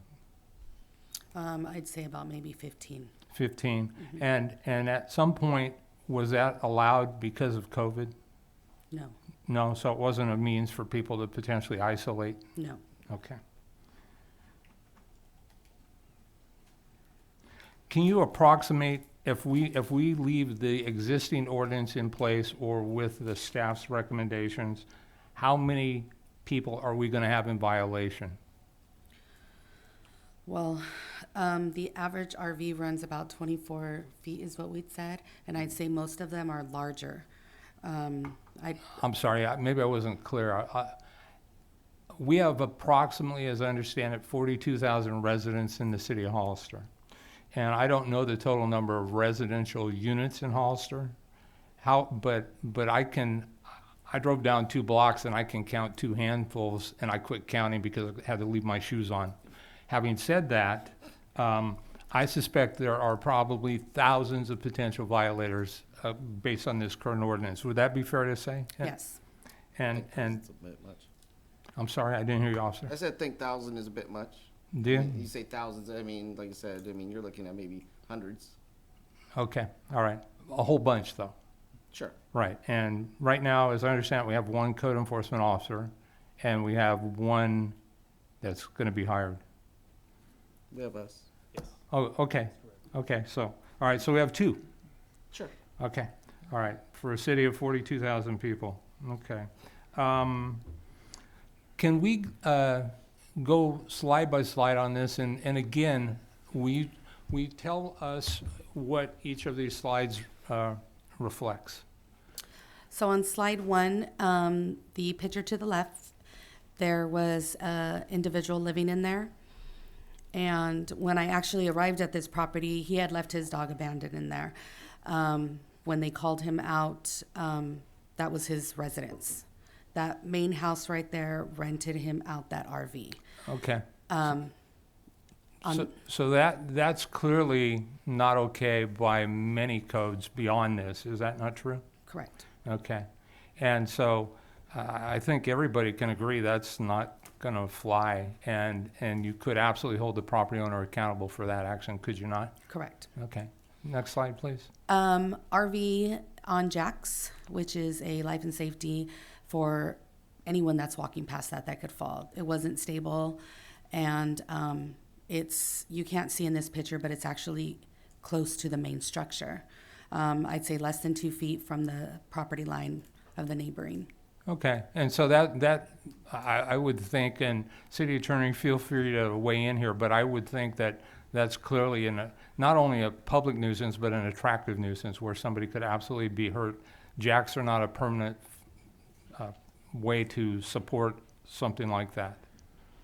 So again, I think we have a process already to deal with something like that.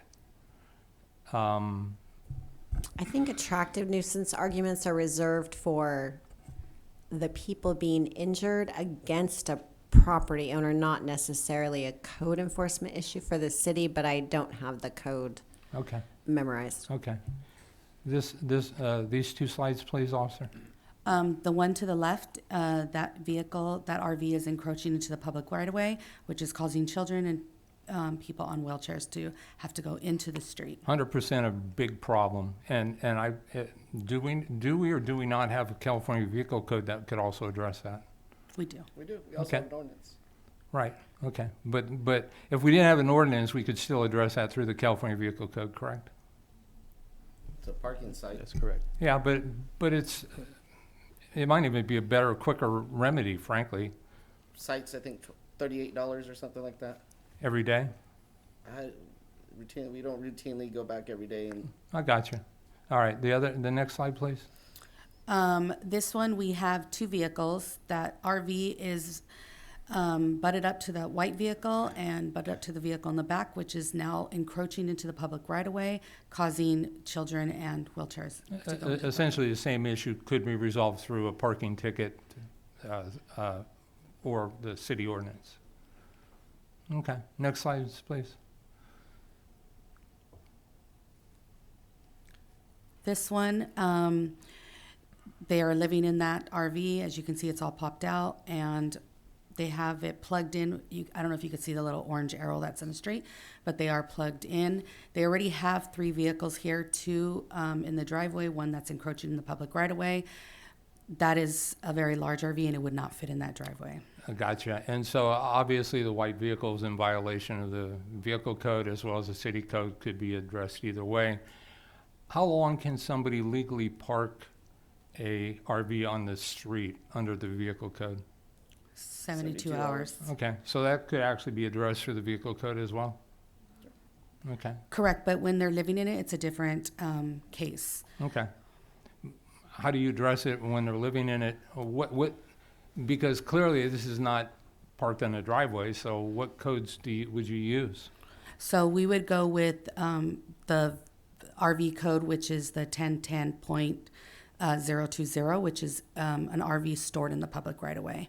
So it could be addressed by ourselves or by the police. Okay, department. all right. Next slide, please, Paul. This one is a violation as it's parked on non-paved. We do have a code that states a vehicle or anything has to be on paved driveway. Okay, yeah, so that again could absolutely be addressed through another mechanism. Okay, next slide, Paul, please. This is an RV that is, like I said, they pulled out their patio cover and they made it their front residence. They put patio furniture there, and they are in violation as well as for an extended driveway. So extended driveway, can you explain that a little bit more? Our code only allows you to extend your driveway out to 6 feet, which would be 3 feet on each end or 6 feet additional. They've paved their entire property. Okay, so that is a secondary violation in addition to the RV having been parked there, what I presume would be more than 14 days? Correct. Okay. They also don't have an approach to drive that up there. Okay, so there, I guess where I'm headed with this is there are a lot of other ways to address these specific cases? To get the RV moved? Right. Yes. Yeah. Next slide, Paul, please. This one does not meet setbacks as far as the neighboring properties or the structure, and then it's just parked horizontal.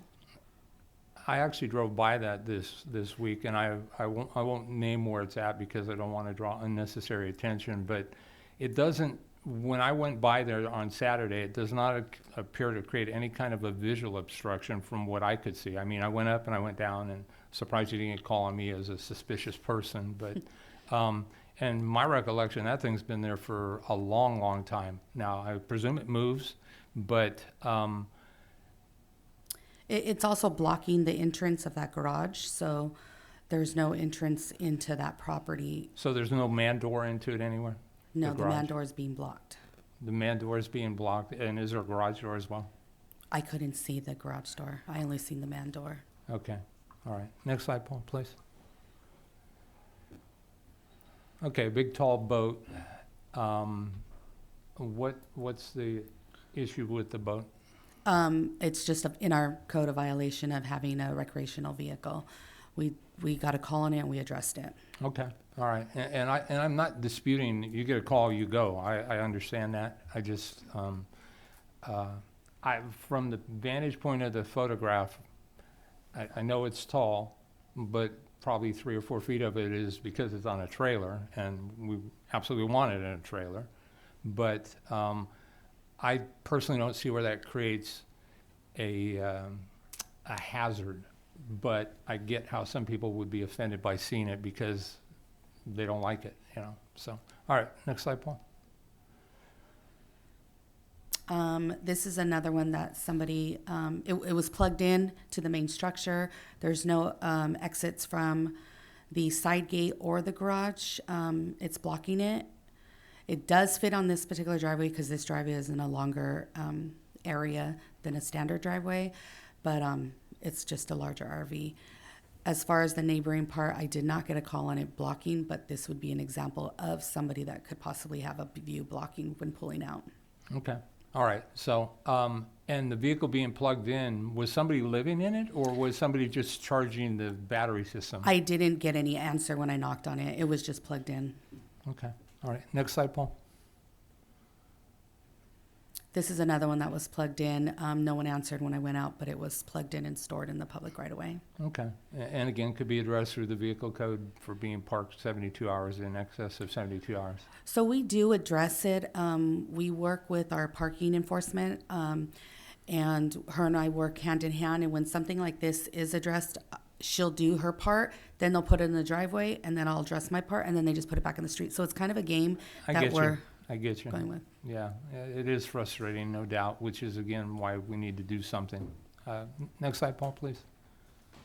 The sidewinder. We just wanted that one to make sure it showed. Yeah. So, does that vehicle have current registration on it? It did. Okay. It was plugged in. Okay. Someone was living in it. Okay. It was parked on non-paved, so there were Okay. several violations at this property. But then that RV actually went to a surrounding house a few blocks around in their driveway. So when we addressed it here, it just got moved to another property. So this is one that we've got calls on why we are allowing the quote unquote this junk to be in the front yard. And that was a hard one for me to address. But they were living in it, so it was just being moved. I get you. And so we don't want to be the good housekeeping police. I absolutely agree with that. I would say that you could address it through the unimproved surface, unpaved, unimproved surface. So there's another code in planning that would allow for you to address it regardless of. Yeah, non-paved, Right. habitable. Right. Definitely. Right. Next slide, Paul. This is one that we used for an example that not the proper cover. Okay, but we don't have code right now that requires cover on it, right? No, it was just Okay. something that we brought up if it got would you. be something that we would Yeah, request. I get you. Next slide, Paul. And this is just an example of a coverage. Right. However, I have received several calls on this that people can't see when they're driving out of this area. So that could be a problem. Absolutely, again, so I understand that, and that's a big guy there. So, all right, next slide, Paul. I think that's it, right? Yes. All right, so thanks. I didn't mean to unfairly stress you. I, for one, for the mayor and the rest of the council, I'm going to support a change of the existing ordinance and recommend that any current or pending enforcement of this ordinance be stayed pending adoption of an amended or new ordinance. And for the city manager, I thought at the last council meeting 2 weeks ago that we had a consensus that that's what we were going to do until this meeting occurred. But I heard somebody in the audience speak about how that didn't happen. And maybe I'm mistaken, but I think when the council speaks, I would appreciate it when people listen. And so I don't know where the confusion was. Maybe I'm confused, and I'll own that too. I will let the city attorney address that one. So if there's going to be action by council during a comment period, it really should be agendized so that the public has ample opportunity to also comment. So to actually make a decision and have it be enforceable, it should be an agendized item. Okay, so thank you for the clarification. I would just say it would have been helpful to have received that at the last council meeting, because I think maybe we sent out a bad message and maybe gave some people some false expectations. So that concludes my initial comments, Mayor. And so from my perspective, I think the thing that I would like to see would be if there's a will, a consensus or a majority of the council wants to change the ordinance, then I think we need to look at the elements that the chief has proposed, because the majority of those I can support. There are a couple I have questions about, but I, for one, think that this ordinance is old, it's antiquated, it needs to be changed, and I think this is going to be just the first domino of other things. I think Councilmember Perez hit on it. At the last council meeting, I also brought up cars and driveways, because non-ops can be a whole separate conversation. and I know that we can only take this one bite at a time. Chief, I appreciate your work and your staff's work on this. I couldn't agree more with eliminating that 14-day part of it. I do not support in any way, shape, or form a permit process for this, and ultimately, I also would like to see this removed from council for public hearings in the future. I just don't think it's the right place for it. I think it should be depoliticized, not put on council's agenda. So with that, Mayor, I'll be quiet for the here and the now. Thank you, sir. Right, Chief. If I can add, yes, I didn't get to that point of the staff report, but we have asked city attorney to look into changing also 10.40.100 public hearing to change that to a hearing officer instead of a city council. That is under advisement. They're working on that change for it. So where we're at with all of this is basically this is a report to you to make a decision on it, whether you're going to allow vehicles to be parked in the driveway or not. If allowed, which of those restrictions you would like to address, and the permit program, whether you would like to address that permit program. And I may add, if you do allow vehicles to be parked on the driveway, those vehicles meeting those restrictions wouldn't need a permit. So since if they're allowed by this council, then they wouldn't need a permit. It would be for larger vehicles that don't fit the restrictions that you decide to put on. Okay, Councilmember Resendez. Thank you, Mr. Mayor. So after hearing that passionate report from Councilmember Burns, I obviously I don't think we can take any action tonight, but what I would suggest is that we have an ad hoc committee with anybody who's interested in meeting with the police department and ironing out some of these details, and then putting that on agenda to bring back to the council for consideration of adoption. That would be my suggestion. Okay. I guess I will give my comments on this because I've had the adventure of going through this for so many different years, and the disappointments when we lifted the restrictions, disappointment of the changes that were never done and they were promised to us, and that was not you, Chief. That was before, and was a lot of promises over and over that they had a great new plan that was going to solve everything, and then nothing happened. We're like, where's the plan? Turns out there never was one worked on. So that was extremely frustrating. So I appreciate it. But I have been involved in these conversations both before and after, and I can tell you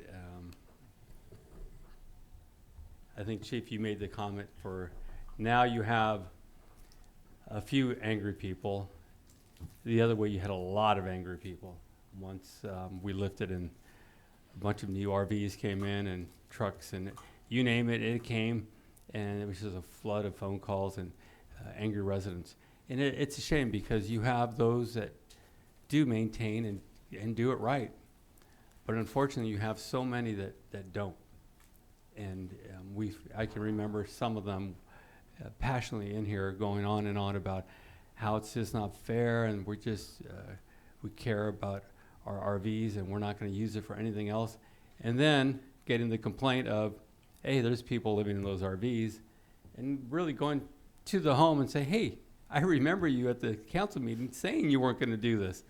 Well, it's just because it's our cousin, so it's okay.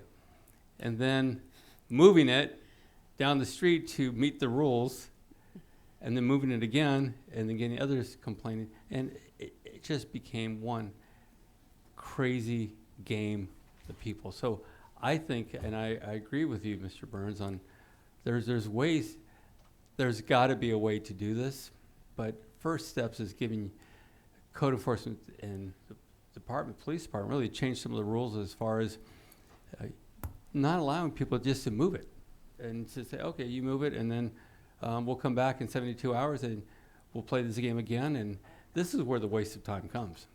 Mm-hmm. And it's the same thing for the cars parked on the lawn. I've said this for years and could never get the support needed at the time to change that. And if that car is just parked on the lawn, or that RV or anything else, it should be cited right then and there. There shouldn't be a question asked. It shouldn't be about, we're going to give you so many days to move it and we're going to come back to play this game again, because that's what it became. So, and I think it's unfair to those that are doing it right, keeping their RVs in good condition. And this becomes a problem because eventually you get the one, as in the picture, where it's not. But I have to say that it's rare when you see ones that look that bad. So I think for this council, there's ways to do this. But I don't think, I would say an ad hoc is really not the way to do this. It's going to take the entire council's input and a good conversation from the public to really work out something that's fair long-term. And it's not going to become a issue for the police department or code enforcement to have to enforce and go around. And it's not fair that one person goes around and reports 30 vehicles because they're angry about something else. But, you know, at the end of the day, if you're being made to do something, you're probably pretty angry and you want to make sure everybody else is following that same rule. So, you know, again, the biggest disappointment was that change in the rules that was promised that can change our world never happened and let this entire council down. But I know there's communities that are doing this right, and I would recommend taking the time to find those that seem to have it done right. But as I mentioned, those other issues of parking for 72 hours and not allow it to just move one spot over makes it okay. It doesn't. The other big thing that I kept hearing about this over and over was, yeah, they're keeping it in their driveway, but now all their cars are in our parking spots. That was the other major issue. So I think that has to be addressed. But again, I think there are ways to do it. And I don't know if any work ever really was done, as was mentioned in the last effort, but I think it has to be done fair, done right. I don't know if suspending the rules right now is the right choice. I think that serious effort of really spending some time here at the council with the public, both those that are for it and are against it, and really sit down and hammer it out. And I can remember I thought we were really close to it. So I was, again, disappointed that it never came back in the right way. But to just think it's going to go away by allowing it is not. It was, as I said, it was pretty interesting to see how quickly that turned bad on us. And so, in other words, I'm wishing you the best of luck. Mr. President, did you have something? I thought I saw something.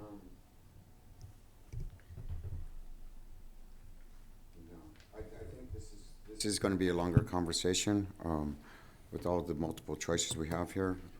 I'm willing to hammer it out tonight, actually, but yeah, it's not agendized for that. But yeah, but Well, I will say staff is looking for direction, so I mean, if they're going to rewrite an ordinance, they need some. yeah. So I'm looking at I kind of like the permitting process, and I kind of don't, because it's like, what do you do when my cousin from Bakersfield comes over and parks in front of my neighbor's house? He's got 72 hours, right? Or does he have to 72 hours to park there, and then he goes and gets a permit, and then he can park 72 hours there? One of the conditions was the RV has to be registered to that house. Oh, okay. I didn't So see that. your neighbor needs to find another place, or your cousin needs to find another place to visit. I don't even want him to come. Okay, I'll have a talk with him. Can I add to that? Sure. The whole idea around the permit was, so if we did get a complaint about somebody, they're storing their RV at their house, they could sit there and say, we can go there and say, oh, I got a permit, we could close out the call. Well, and on the other side, it's like, okay, you know what? It takes me like 4 or 5 days to get my rig ready. Of course, I have a jet ski on my lawn, but I won't. But you know what? I'll just keep my jet skis in the back until it's time to go. But it's like the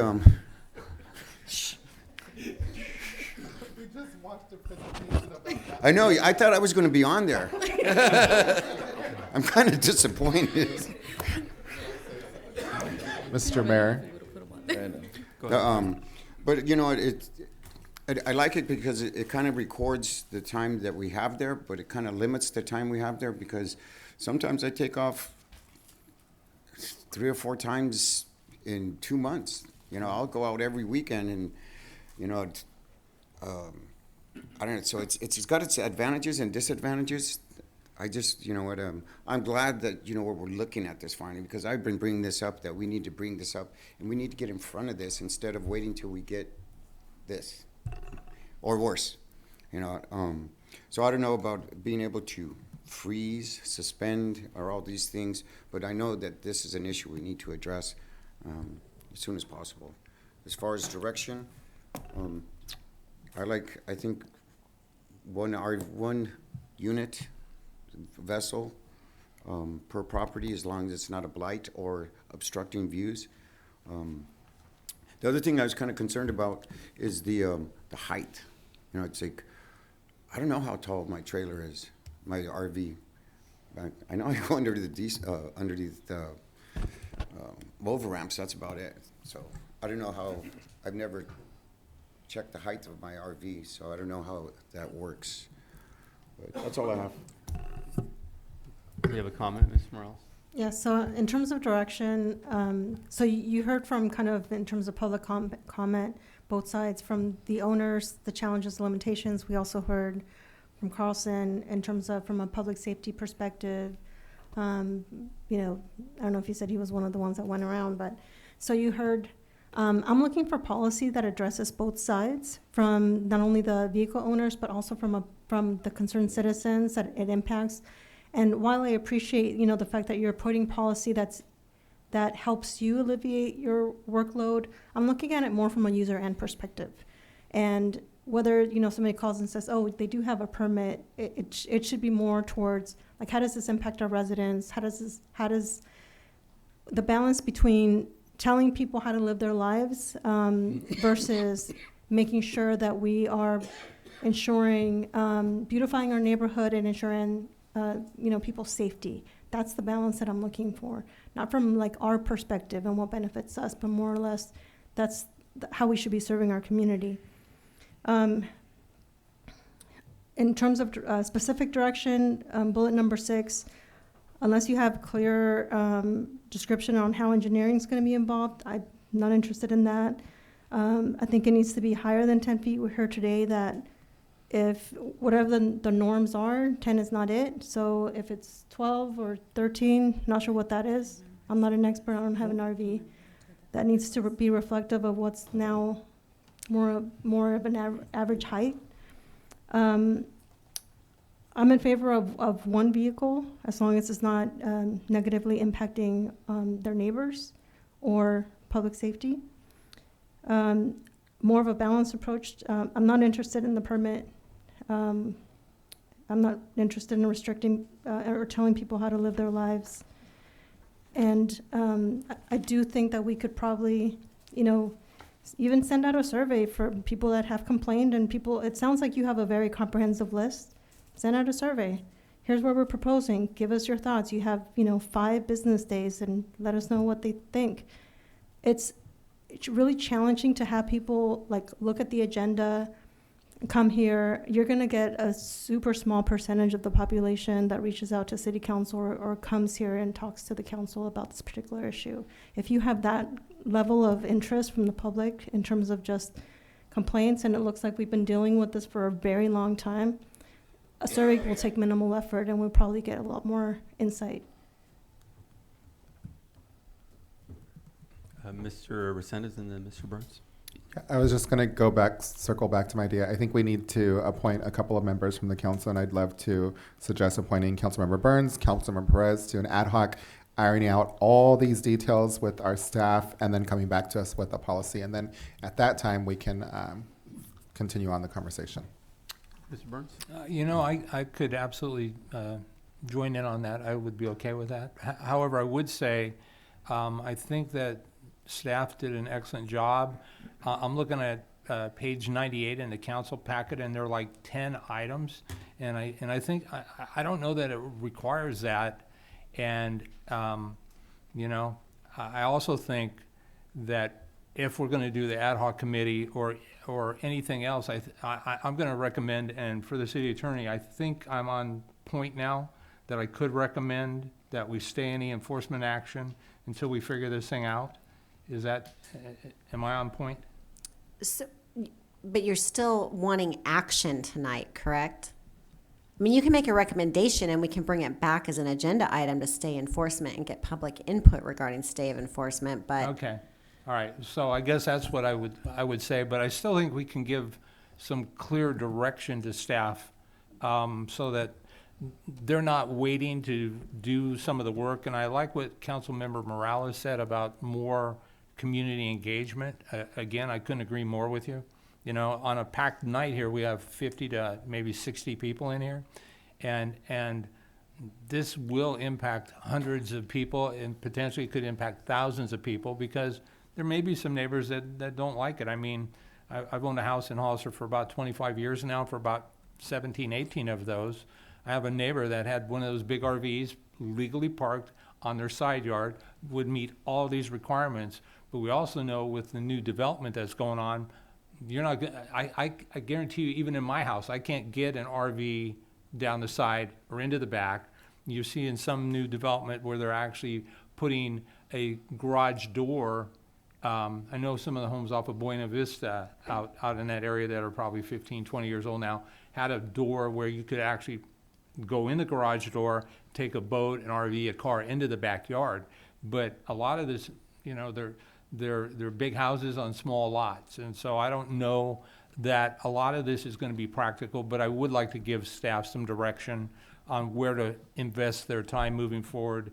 And I would like to recommend that we bring this back at the next council meeting, because I think it's important. If we're going to change this, first of all, I don't think staff should be spending a lot of unnecessary time on this until we give them clear direction on what it is we want, based on what the community says. And so I'm set to roll. I have page 98 up. I can go there if council wants to. If not, Councilmember Morales just pretty much rolled through it. And so I think it would be helpful. The good news is it's just 9 o'clock. I mean, this is really an abnormal meeting for us. Normally, we just don't have the time to go with this, but I think no time like the present to give staff the direction they've asked for in this case. Thank you, Mayor. Thank you. Mayor, the chief, I think, would like to go through the list and get consensus on each bullet point if council will accept that. Well, the whole goal is to get some direction. We can start working on this. Our intent was to get direction so that we can come back to council with your recommendations in a formal revision of the ordinance. So if we went down that road, would there be consensus to change the ordinance to reflect, to allow under certain conditions, a trailer to be parked in a driveway? Is that a direction you want us to go through at this point? I would say absolutely, yeah. Mm-hmm. Okay. And if that's the case, the conditions that we have here, only allowed if the RV does not already fit in the rear or side yard per the current code. Would that be something you would want in there? Yes, consensus. The RV should have fitted or well-maintained cover to eliminate the visual clutter, no tarps or other makeshift devices. Is that something that you would want on there to be reflected? So you're saying that we have to cover our vehicles? It would be a cover specifically for the RV. So, but if you don't put a tarp on it, do you have to still put a cover on it? well, the suggestion is to have a nice, like one of the examples was there, a nice cover so it doesn't eliminate, so it eliminates a little bit of the blight and your neighbors aren't complaining. But that's just a suggestion. You don't have to agree to that condition at all. But to clarify that, yes, we'd want a cover over it. Just like whenever we address the unmarked cars or unused cars, when we get to that one, we'd probably suggest the same thing. Okay. This would be less people habitable living in them. And I value your input too, because I'm not trying to make your job harder. You guys probably have one of the hardest jobs. But I'm hoping that this is going to give you a tool to make your job that much easier. Oh, absolutely, absolutely, and understand, and I hope the public understands. You know, me and Desiree, our goal is to work with our community. It's not to just sit there and issue them a citation and everything like that. That's the reason why, as Desiree broke it down, you get up to 6 weeks to correct the violation. That's on any violation. So we give the community ample amount of time to find a solution for whatever problem we're addressing, whether it's junk in your yard or, overgrown landscaping or what have you. So, I don't know if we've received consensus on an RV cover on there or not. Yes, okay. The current setbacks for fire prevention are actually 5 feet from adjoining property, 5 feet from an inhabited structure, including a garage. Is that something that the council would want reflected in the condition? 5 feet away from the home. I'm looking at revisiting the current setback, so I don't know. So this is 3. I know. I'm sorry. After the writing of this, Chief Zalcampo advised it's 5 feet, not 3 feet away from the structure. That's his recommendation. If you want to say 3 feet, I mean, it's whatever the council desires. His recommendation was 5 feet. I would be good with 3 feet, and I don't necessarily understand the rationale to an attached garage. Now, if it was a converted garage where there's human habitation, maybe, but I can go one way or another on the garage, but I think 3 is adequate. And I've not heard anything to really support that, and unfortunately, the fire department's not here, and if they believe strongly in it, when you guys come back, they can come back and speak passionately to that, Chief. Okay. We have consensus on 3 feet. If I can add something Sure. there, it should be clear, are you talking about the overhang Yeah. or the door? And most fire departments want at least a minimum of 4-foot clearance to run through areas because they have gear on. That's why 3 feet is usually, used to be 3 foot was all right. Now it's minimum is always 4 foot by code on most. Yeah. It's most things. 36 inches for a gurney. Is requirement for all emergency exits is 36 inches. Yeah, but to get around just items like this is what I'm saying, just so everybody's clear. But the overhang is the question. You're talking about the overhang, you're talking about the door. You should just be clear. So whatever is decided here, you don't have that problem happen later. Okay, so can we move forward on 3 feet and then get a clarification by the fire chief when he's here from when this comes to the council again? Is that okay? He is? Is he available? Charlie, they're calling you. You're on the spot, Charlie. Can you hear me? Yes. I can hear you. Yes. What was the question? I was listening to setbacks. We were looking in the fire code and we couldn't find anything that states anything on the fire code. We usually just do the recommendations. So I didn't see anything. And I think the 3 foot would be fine. Because he was asking me that and I was looking at all the code books, the fire code and the building code and the residential code. And I couldn't find anything that states that setback for the storage. And then the only thing I did find on storage was in back behind screen fences. So I'm okay with what you guys decide on that stuff right there. So just again, clarity on the overhang or door. Does it matter to you? I'm okay with what you guys say. I couldn't find anything. I was trying to find all the justification to figure it out because I'm about justifying it with the code, and I couldn't find any fire code that would recommend that. So, I mean, people park their cars all the way up against their garages. I know RVs are a lot bigger, but as long as they're out of the public right away and they meet all the other conditions, if that's what they want to take a chance and do, then that's up to them and what you guys decide on that part. But we're pretty flexible on this. So I'm hearing something else here in the way of you're not even asking for 3 foot, as long as they're out of the sidewalk. So just again, so council's clear on this and you don't have issues coming forward. So that would be council saying, we don't need 3 feet. The fire department is not asking for it. You're saying. Well, the chief had recommended 5, and I get it. He's trying to be overprotective on that, but 5 is kind of hard on residentials. I get that part too. So I think we can come with a compromise. 3 foot. 3 foot then. Okay. Mayor, I like your clarification, though. I would say 3 feet from the garage door as opposed to the overhang. I'd agree That with would you. that would be my recommendation, Okay. Chief. Duly noted. The RV must be parked perpendicular to the driveway entrance, no horizontal or angled parking in the driveway. Is that consensus? Limited to only 1 RV per residence. That means 1 recreational vehicle, 1 boat, 1 trailer. Just 1. What's your address? Wait, Chief, please Yes. clarify that. You're saying you're allowed to have one boat, one RV, one trailer, or They're- just one of any one of those? Not one of each. It's One one. total. They're all considered recreational vehicles, whether it's an RV, motorhome, or a boat, or jet skis, or any kind of utility trailer. You're only allowed one of those per residence, per driveway. Okay. The RV has to be on a pad approved by engineering, cement, pavers, not dirt or grass. And the reason for that is you need the stability for the trailer, and you also need to know whether you've already exceeded the limit on paving or cement on your property. A compromise might be pavers that still allow the rainwater to go down, but offer a stable foundation for the recreational vehicle. They would be the ones that would decide whether you have exceeded or not whether you could put cement or you could put pavers on there, depending on the drainage and the property line.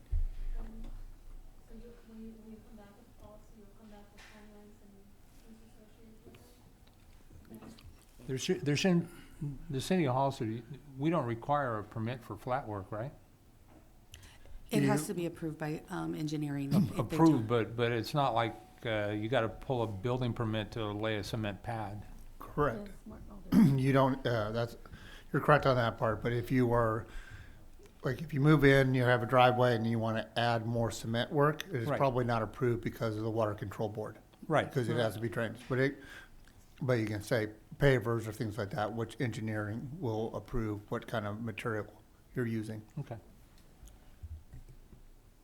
The RV cannot be higher than 10 feet. Is this flexible? I don't think that the consensus of the council is 10 feet. Would you like it to be 11, 12 feet? I think it's currently 12. Currently, it's 12, correct? 12 feet on the side storage. So if you want to keep it the same, then it would be 12 feet. I Googled real quick that it's, most of them are between 10 and 11 feet. There is the rare incidences, but then you have the bigger buses. You're talking about height.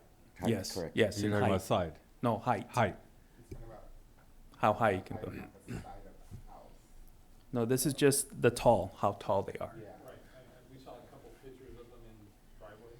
Yeah. How did we arrive at that number? Was that just arbitrary? Did we do research on that? The number for the height? The Yes. height. So we, I'm talking about the boat or the RVs. I mean, because I just don't know how we came to that number. So we came to the number, we went and did a research on what an average size of a standard RV for the length and the height was, and that's the number we came up with.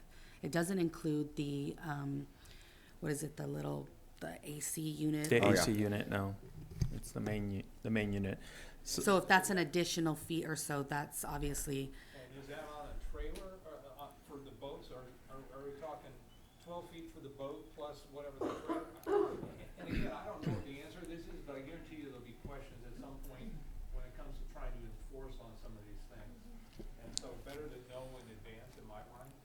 I think the code, DMV code for trailers is trucks no higher than 13 foot without special permits. Is that, Yes. that sound correct, right? Yeah. So I think that's where you're getting the 12 foot, because most, I think RVs are about 10 to 11 foot. 10 feet. And in taking consideration the air conditioning units that go up on top or sometimes storage. Right, so realistically, you're looking at 11 foot easily. So just maybe keep it at 12? 12 is 12. probably realistic. Okay. My only concern is with, when it comes to a boat, the tower, the racks where people put their speakers and stuff, those are usually pretty tall, pretty high up there.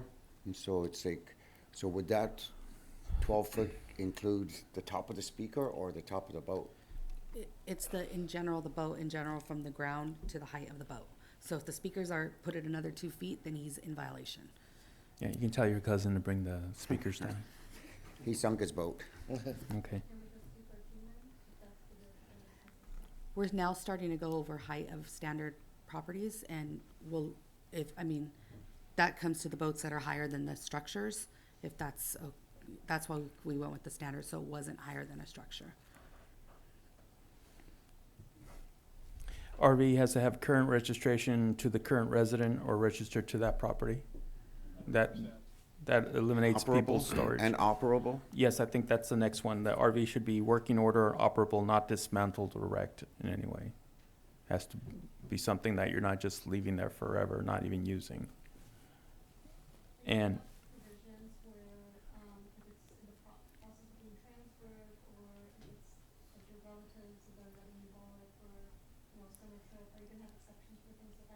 I think that falls along with their consistently have been providing people with plenty of time to address those issues, especially if it's just temporary. I think that's something that they're already doing.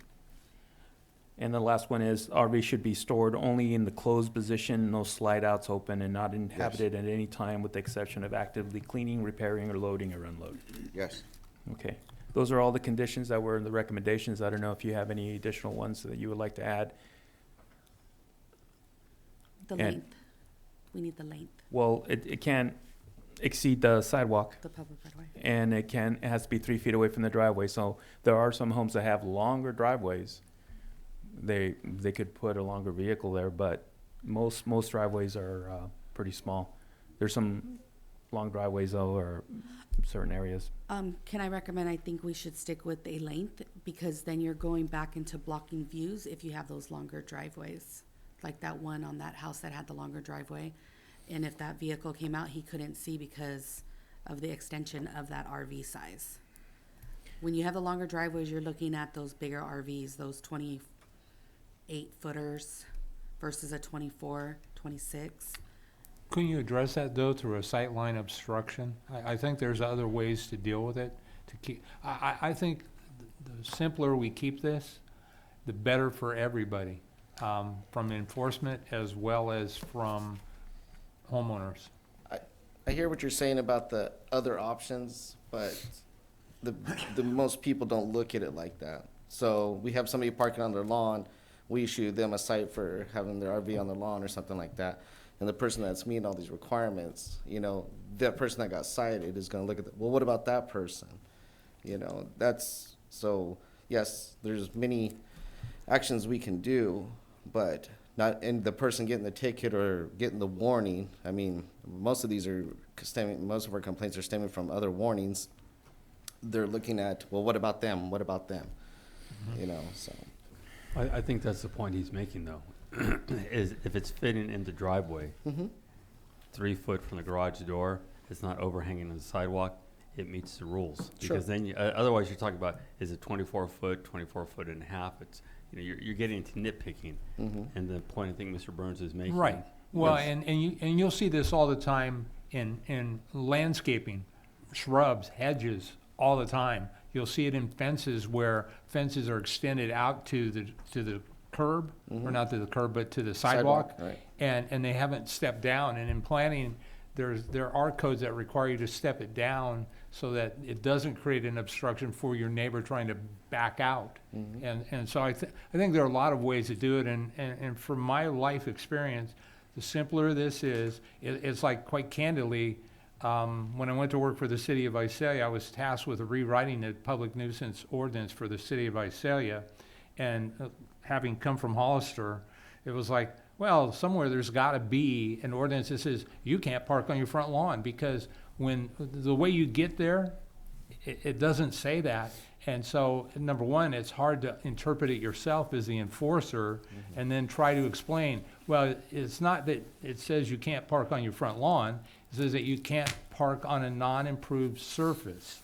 And ding, the light goes on, but I think you keep it as basic as possible. And then I think when it's all said and done, you do a mass media blitz, whether it be putting notices out in our water bills, whatever we need to do so that everybody gets it. Because in the past, we've seen sheds that were sold to people and placed where they were not allowed.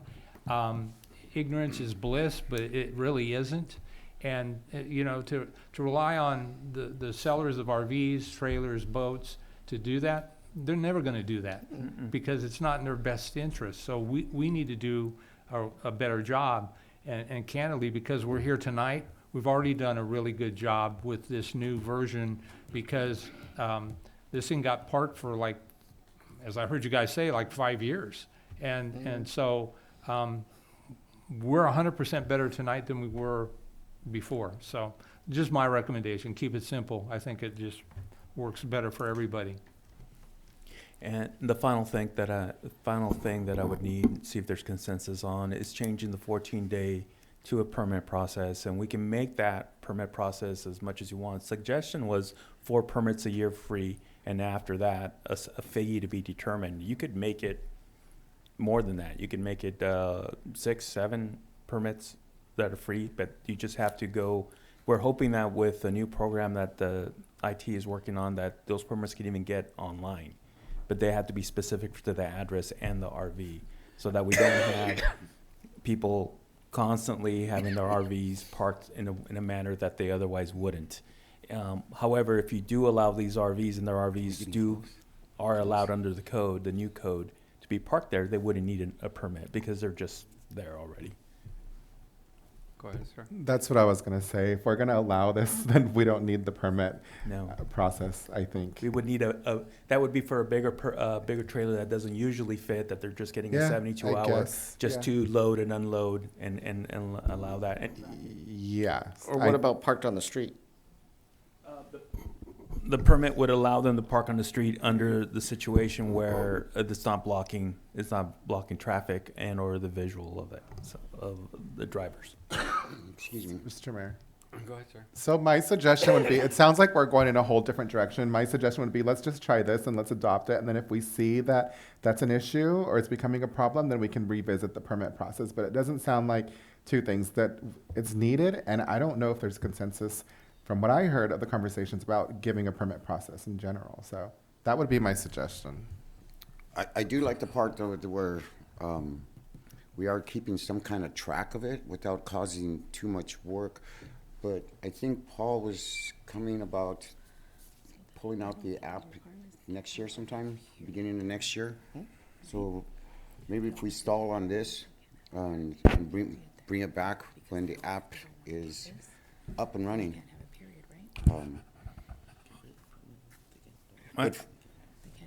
Go ahead. I think we have 2 issues here. If we come back with a proposal ordinance that will address certain people will be allowed to park if they meet the requirements on their driveway, the permit process still is to address the people whose vehicles do not fit in their driveways, and they still want to bring them in and load them and unload them and do all that stuff for their trips, and to be allowed to be parked on the street, because they're not supposed to be parked on the street at all. And if they had a permit and allows us a way to track it, we can, when we get those phone calls from the neighbors, we can address it that way, that this person has an authorized permit to load and unload their vehicle for 72 hours, so it's not actually a violation. But in all actuality, they have 72 hours anyways, right? Actually, they don't. Not in the public right away. No, if they're parked on the street, they can be cited right away. So if I park my RV in front of my house, you guys can give me a ticket? Yeah. After 72 hours, yes. After 72 hours? No, To live. the section does not give any time, the city ordinance. So the city ordinance 10.0220 says no RVs be parked in the public right of way at all, unless you're actively loading and unloading. Mr. Burns? I think we just leave this alone, personally, and let the code speak for itself on that. If we have an existing code, I think the more complicated we make it, other people will see, and then, people see, people do, and I just think you enforce on that. My sense is, I've not heard a whole lot of pushback from enforcing on the streets. It hasn't gotten to my level, and I've got plenty of pushback on private property parking. And so I think if we already have an enforcement tool, and I don't know. I tend to agree with Councilmember Resendez that I don't believe we have an issue with that at this point, and I could be 100% wrong or ignorant on that. But just really quick, Mr. Mayor, section 10.10.020, public right-of-way, parking and storage of recreational vehicles prohibited. No person shall abandon, park, store, leave, keep, or maintain, or permit to be abandoned, parked, stored, left, kept or maintain any recreational vehicle or boat upon any public right-of-way. No habitation or occupancy of the recreational vehicle or boat shall be allowed at any time that the recreational vehicle or boat is located on public right-of-way, except when the person is actively loading or unloading the recreational vehicle or boat. That's the end of the ordinance. So that says that any boat or motorhome that's parked on the street and it's not actively being loaded or unloading is in violation of our ordinance. And that's another reason why we would want that permit, so that that person that is going in there and loading and unloading, but sometimes that takes more than a day. And maybe they're not, when the police show up, they're not actively loading, but they're gonna finish loading up in the morning. A permit process would allow us to give them the time that they need to fully load their vehicle and get going on their trip. There's one more important part to this. That is, there are people that look to park in neighborhoods with their vehicles that do not live in there. And they know the rule of 72 hours. So if now currently you have to have that permit, you can't just park an RV somewhere. You have to have that permit, and that's why that is part of that, because you will have people park without getting permission, park for 72 hours and then move to the next place. And we've had those calls many of times. And for the 72 hours, for what I directed our parking enforcement officer to start doing is issuing the admin cites directly for that section that the chief did or just mentioned. So that's an immediate violation. We're not giving them the 14 days or anything like that. Right, but without that rule is what I'm saying. Then they could park wherever they want for 72 hours. Correct. And create that problem. Go ahead, Mr. Burns.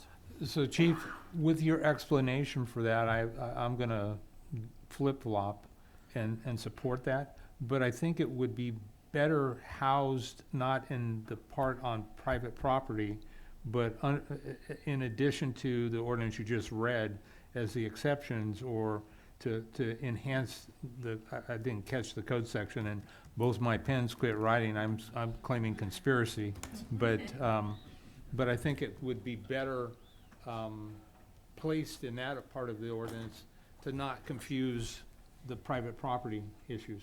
Thank you, Mr. Miller. I appreciate it. I'll use it well. I think that we may have people whose RVs do not fit in with the conditions in their driveway, and the permit addresses that as well, that they could bring it in for 72 hours while they're loading and unloading, with the exception of not covering or not blocking the sidewalk. Maybe they could be a little closer if we're only talking 1 or 2 days, 3 days at the most. My only concern is, again, I don't want to see these things, whether it be the RV, whether it be a trailer or a boat. I absolutely don't want to see necks of RVs or boats extending into the sidewalk or beyond and into the roadway. Yeah. So at the end of the day, I'll trust staff and to write it so that it's enforceable and easily interpreted for our members of our community. That'll be our goal. It seems to be our goal is to make it a compromise, and to allow people who have their trailers and their boats to be able to load them and go off on their trips and come back and unload them. And when we do get those calls from the neighbors complaining, we can advise them they actually have a permit, however the council decides, whether you want it to be you want it to be always free, just to document so we can keep track, or is there a fee associated with it after a certain amount so that we can reimburse the cost of maintaining the permit process? That's the decision for the council. Mr. Resendez? Thank you. So it looks like we can go either way. For me, like, we can not do the permit and then come back and revisit it and then decide we're going to do the permit, or we can do the permit and then revisit that in a while and see how many permits we've issued. I would say it sounds like staff really wants to do the permit and move forward with that. So I definitely support that, because I think we can go either way.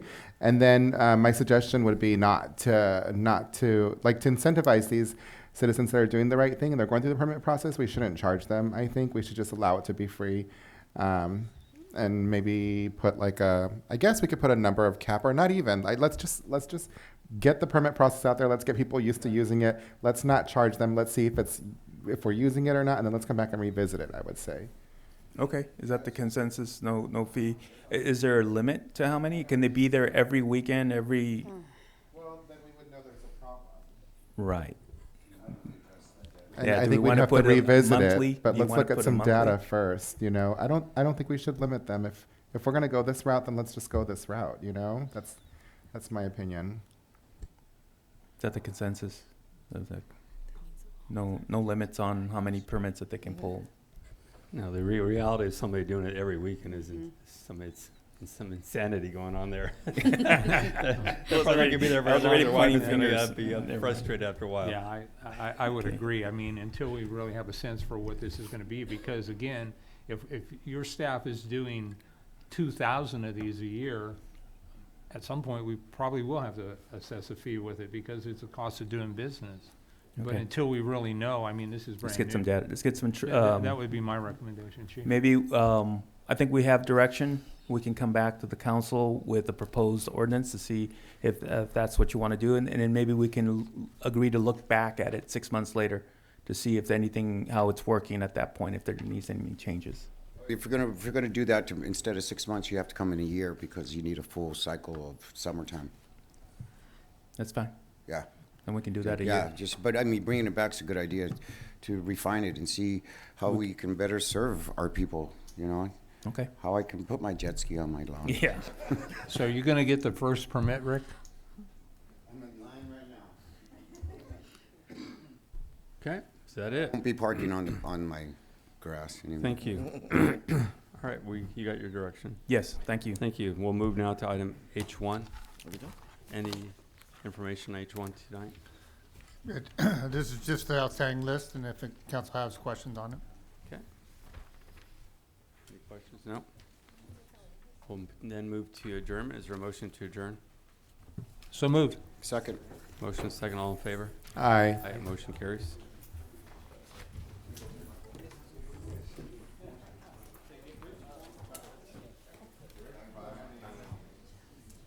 And that thing was Recording stopped. maybe choke.